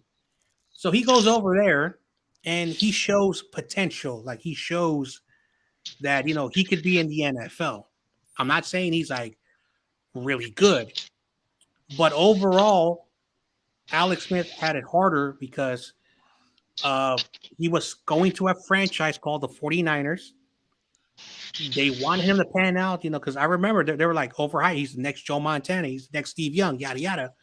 So there was just too much expectations for Alex Smith, and it took years to find the players and then the coach, for whatever the reason. Don't know what happened to Mike Nolan. In 3.5 seasons, he was 18-37. Then we had Mike Singletary. So for him and all the coordinators, it was difficult for him because he was unable to find his footing. But at the same time, after you're on a team for 6 seasons and your record is 19-31, and I said this to somebody yesterday, when you have 53 touchdowns and 56 interceptions in 6 seasons, I think it was time for him to go and get a different place. But Harbaugh came there and gave him a second chance. Yeah. And Harbaugh made him become a quarterback where he just limit your mistakes and manage the football game. So that's the way I would say with that. Yep. I remember I wanted Alex Smith gone. I said, glad he's a free agent. He's leaving. Then Harbaugh said, nope, he's back. So I said, darn it. Because I didn't really, when we drafted him, I was like, what? Who's Alex Smith? I didn't know who he was. I was like, 'cause I wanted Aaron Rodgers. Because I knew Cal and 49ers ran the same kind of offense. It's not that big of a leap for Aaron Rodgers to learn our system. Because Cal and the 49ers ran the same system. But we went with Alex Smith. I'm like, why? Why would you do that? He got to learn now. He got to learn the system. He's not ready yet. And here's the funny thing. Andy Reid was still with the Eagles, but he was using Michael Vick and some other quarterbacks at the time. And Andy Reid, I remember one of the reasons why he brought him to Kansas City was like, if Alex Smith, like if the Niners wanted to move away from him sooner, then he would have tried to trade him to go to Philadelphia. And imagine if, like, in 2010, once that season ended, they're like, you know what? Let's trade Alex Smith Andy Reid would have jumped on, and I think he would have still been in Philadelphia because McNabb, played the same way as Alex Smith, So, but besides all of that, and that's about it. So, Utah guy. Yeah. What do you think?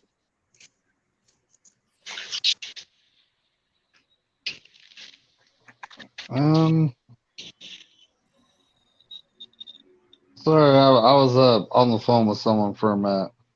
But what's the subject?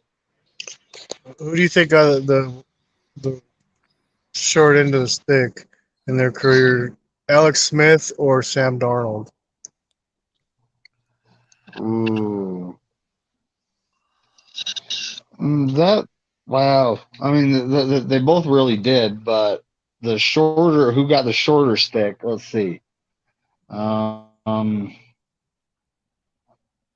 honestly thinking Sam Darnold because we were trash when Alex Smith joined us. Our whole organization was, but so many years into his career, we actually got good coaching.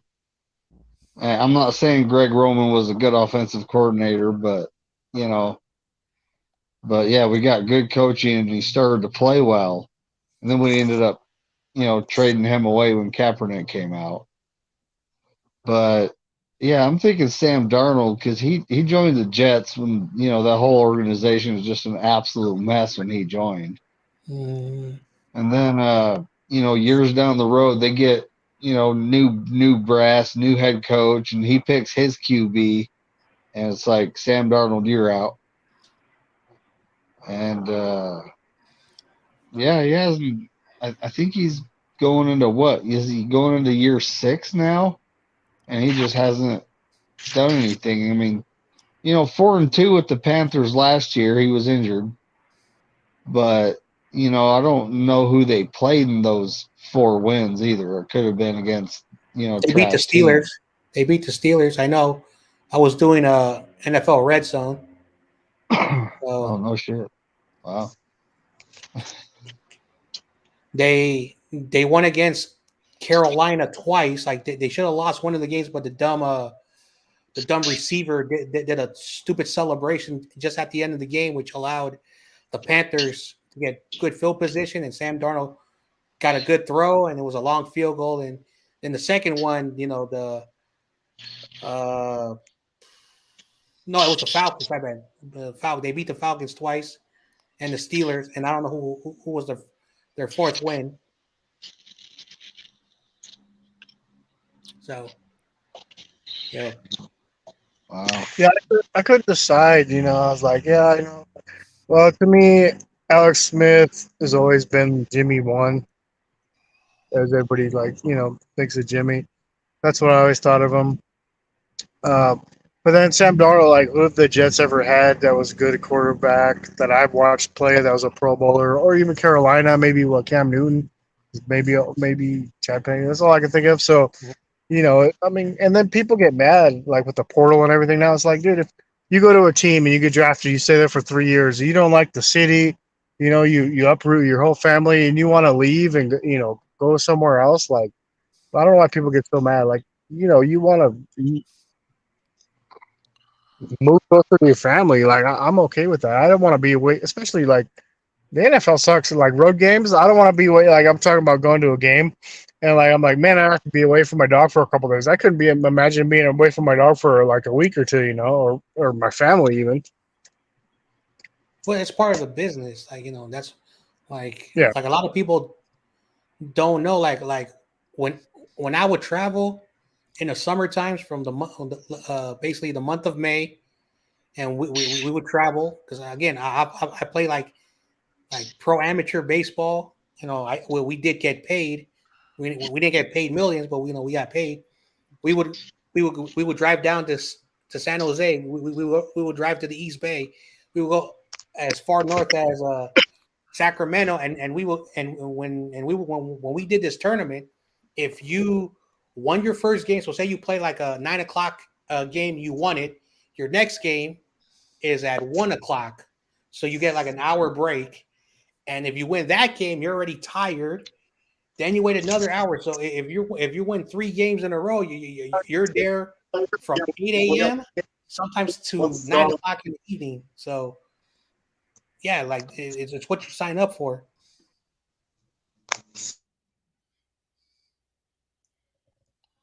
Let me see.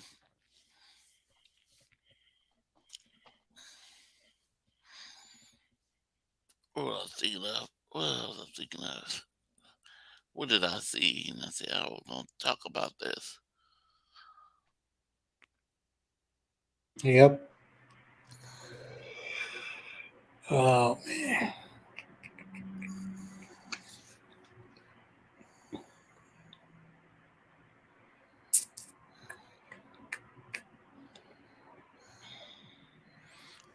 Now, when the rookies report, any of our quarterbacks reported. Nope. Did we draft no, we didn't draft no quarterback this year. Mm-mm. So they had to have the coaches throw the ball to the So the rookies are only there for basically like film study and to work out. They're not doing no padded drills until the veterans show up.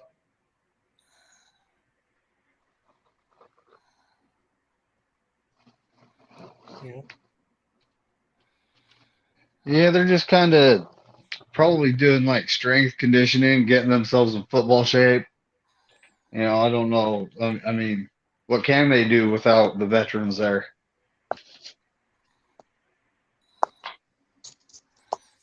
Mm.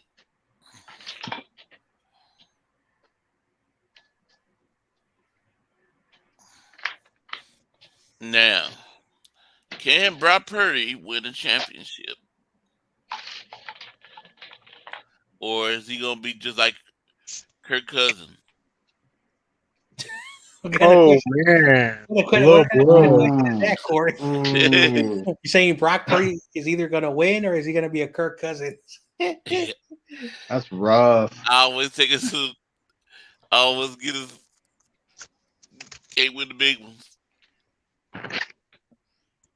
you know, Oh, me? Brock Purdy, they already outlawed his finger guns, so.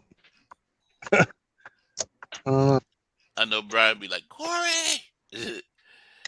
I personally don't care who the quarterback is. Like for me, I'm tired of not having the quarterback. And again, like I don't know what happened. Like what was the real factor of Garcia not staying with the Niners after the 2003 season? I don't know what happened after that. So since then, we've gone through so many quarterbacks, and I just want a quarterback to be healthy. Like Me too. Like at the end of the day, like like I don't want to sound like an asshole, but I'm gonna do it. Like if you're arguing about Trey Lance and Brock Purdy, Trey Lance, or even Sam Darnold, I'm like, really? Like you do know that someone is gonna be the quarterback. If it's Brock Purdy, if it's Trey Lance, I don't know about Sam Darnold, but hypothetically, and if one of them does well and they keep the job, you go with the hot hand. But it's just unfortunate that you got a quarterback you traded up for to be the replacement of Jimmy Garoppolo. How has that worked out? You have Brock Purdy, who like blew up the league, Mr. Irrelevant, and you brought in Sam Darnold, who's trying to become a starter again. That's the worst situation. Like, imagine if another team had those 3 quarterbacks on their team, it would be the same madness. So I let the fans talk all they want because I personally don't care. But I don't want our quarterbacks to get hurt. Because if our quarterback gets hurt, it's the same thing over and over again. I just don't want them to get hurt anymore. Yep. Me too. And I don't want this to go to next season. I want us to have a quarterback. We got him. That's it. He's ours. Because I don't want to hear about no more Kirk Cousins coming to the 49ers. And if we don't, if Rob Purdy's not the person or Trey Lance not the person, all next season we're going to hear about Kirk Cousins coming to the 49ers. Oh man, let's not talk about that. It's just one of those situations. The guy's going to be 36 years old. Are you guys trying to build if you're trying to build a team for the next 2 seasons, okay. But are you trying to build a dynasty? Are you in it for the long term? Because if that's what you're doing, then you obviously need to go with Trey Lance or Brock Purdy. I kind of lean on, developing Trey Lance for the long term because, Brock Purdy, yeah, he could get better or he could be exactly what he was, which he wasn't bad. He was winning games. He was putting up points. I'm not saying he's bad. But can he pick this team up when the team's having an off day and carry them to a victory? That's something I don't know. That's the type of QB that if we had, and if Kyle would have made a draft pick, which would have changed the landscape of our team too. Let's think about, a lot of people are like, should have picked Mahomes. That would have changed the landscape of the team because now you're paying the quarterback. And, you're at the point where you have to let other players walk just to be able to keep him. So, that, and so, it's kind of a catch-20 thing. Like, look, the team we have right now is really good. And having Trey Lance work out, or Brock Purdy, I'm going to say either one because they're both young. Having one of these guys work out is better for our future than it is getting a 36-year-old quarterback that might not have much left in the tank. Yep.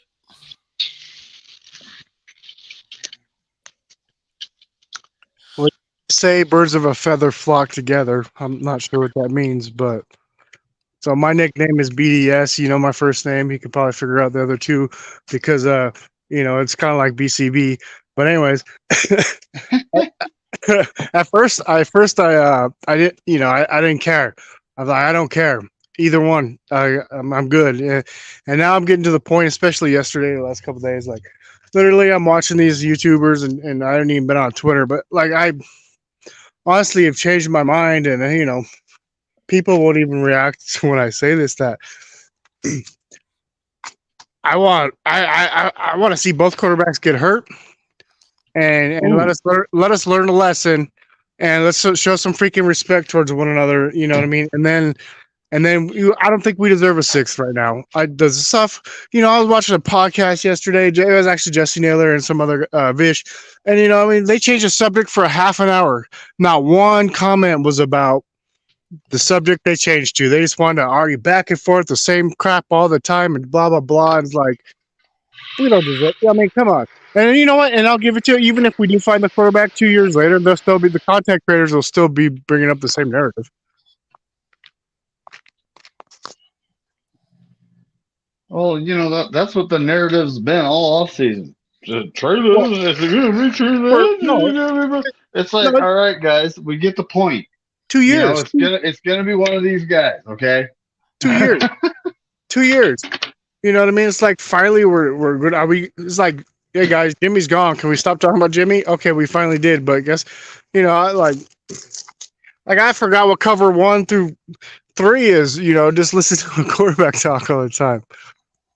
Yeah, and then here we are, talking about it all over again, but different names, right? And the thing is, I don't think we're looking for a franchise quarterback. we can't with this, especially with this roster. We couldn't even keep Jimmy G at 27 million, and keep the team we had. He had to go down to 6 million. Like we're probably. I think we're gonna just keep rotating every 3 years. Why not? So you think you think that there was someone, I can't remember who, that thinks that the Kyle Shanahan is wanting to build the team and keep like a cheap young QB. And that's kind of like, look at who's won the last several Super Bowls. You got Patrick Mahomes, Tom Brady. The Rams actually, mortgage their future, and they're going to be hating it for hopefully a very long time. To get Matthew Stafford, which Matthew Stafford ain't great. I don't think he's an all-time great, but he was pretty damn good when he was healthy. I think he's a Hall of Famer. And you can't blame the guy because he's Detroit. He was in the toilet for most of his career. And then they trade him to a team that has some good top end talent and a whole bunch of mids, and they go and they actually get lucky, in my opinion, and win that Super Bowl. When I say get lucky, I mean they go up against us with James Richard Garoppolo, who's got 2 injuries. He's got his thumb and his bum shoulder. And then, they go up against the Bengals that have a trash O-line. That they weren't playing against the Kansas City Chiefs or the Buffalo Bills. They literally got lucky. I look at it like this. Don't look at the last 10 Super Bowls. Don't look at the quarterbacks. Look at the coaches. Of course, Mahomes, Defense. Brady, blah blah blah. Everybody, right? But I think coaching can overcome a mediocre quarterback, because when you say can Purdy win us games when he needs to, and everybody always wants to compare quarterback against quarterback, but it's quarterback against defense, and I take our defense over the quarterback. Defense wins championships. I've been saying this for almost 3 years. Defense wins championship. Do you guys remember the Super Bowl when the Broncos had the number 1 offense and they played against the Legion of Boom? What happened in that game? What happened in that game? Oh, the defense won the game. Why does nobody want to talk about that? I know we're not supposed to say anything about the Seahawks. Let's talk about the number 1 offense, the Super Bowl at Levi Stadium. Cam Newton MVP.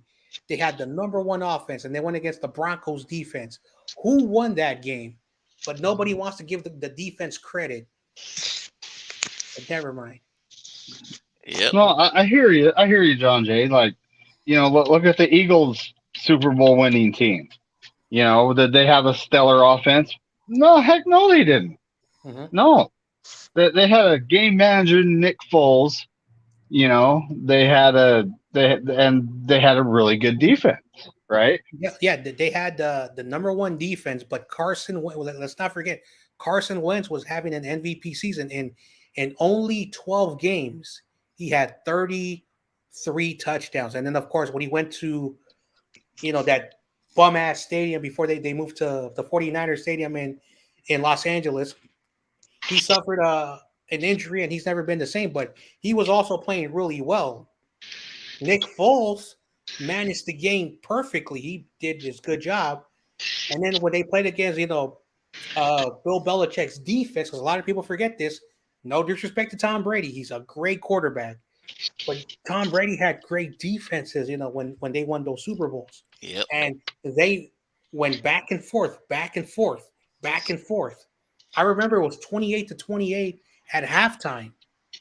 So, Nick Foles was doing his job as well. So sometimes, when you got to match up the points, you still need the quarterback to put the points up. So sometimes there are games where you need the quarterback to play. So, and looking back to the last 10 Super Bowl winner coaches, the outlier to me is Doug Peterson, because I don't think he's that good. I just don't. That's my opinion. I don't want to watch the Eagles. But the thing is that they won that. And, Nick Foles goes up to the coach and says, let's run the Philly special. So, you want to? Yeah, let's run it. If it wasn't for Nick Foles calling that play, it wasn't the coach. It was Nick Foles. If they don't do that, I don't know if they win that Super Bowl.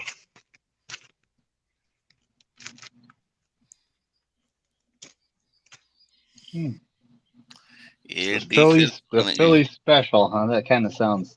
Yeah, they actually showed the play on the sideline when he comes up to the coach and says, "Let's run it right now."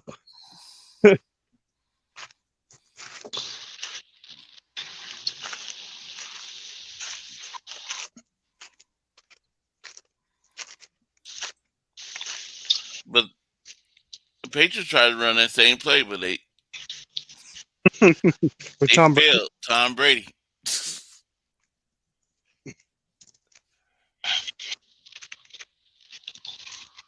What time is it? Well,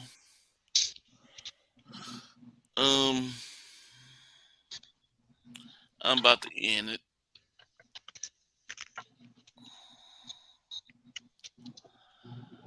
I I'd like to say thank you to everybody that came in today. Like the ones that missed, like again, make sure you hit that thumbs up button. And if you missed the trivia, go rewatch this, replay this, and then try to send it to me if you have me on Twitter or Facebook Messenger. Send that to me there. Or if you know anybody like Mr. McNiner here, John Jay, Not me. on social media, send it to them. And maybe they'll send it to me. Crazy Juice got me on Instagram if he wants to do it. How many questions did you guys do tonight? Only 15. 15. Oh, you just keeping the numbers from last week? Yeah. Okay. Yeah, if you're watching the stream, you could fast forward to when we start, and it's really I don't think it even took us an hour to get through them. Well, my dog freaking ate one of my liquid ant traps, so I was like in a hurry to get home, and I missed the Buford thing with East Coast Red and Gold, and I forgot what day it was. Yeah, that was Burford seems like a good dude, so I'm kind of, at the same time he was talking about he knew what he did wrong and was working on it, and it's year 2 for him, so he's gonna get better.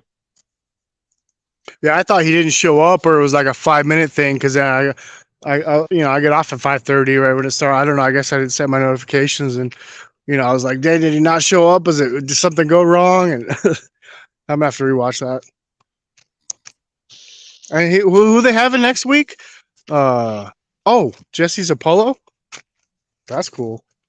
Ooh, I bet he's got some war stories. They should do a thing, because she had Randy Cross on a little bit ago. I don't know everybody that they've had on, but they should do just a get together of all the dudes that she can get on. Just let them just chat it up back and forth. That'd be cool to watch. Okay, so I'd like to say thank you to everybody that came in. I'm not going to go through the whole names, but I want to say thank you for your support. Make sure you hit that thumbs up button, share, and I'm about to play. Well, but before you do, go Niners and F the Lambs. Okay, where is it? Here we go.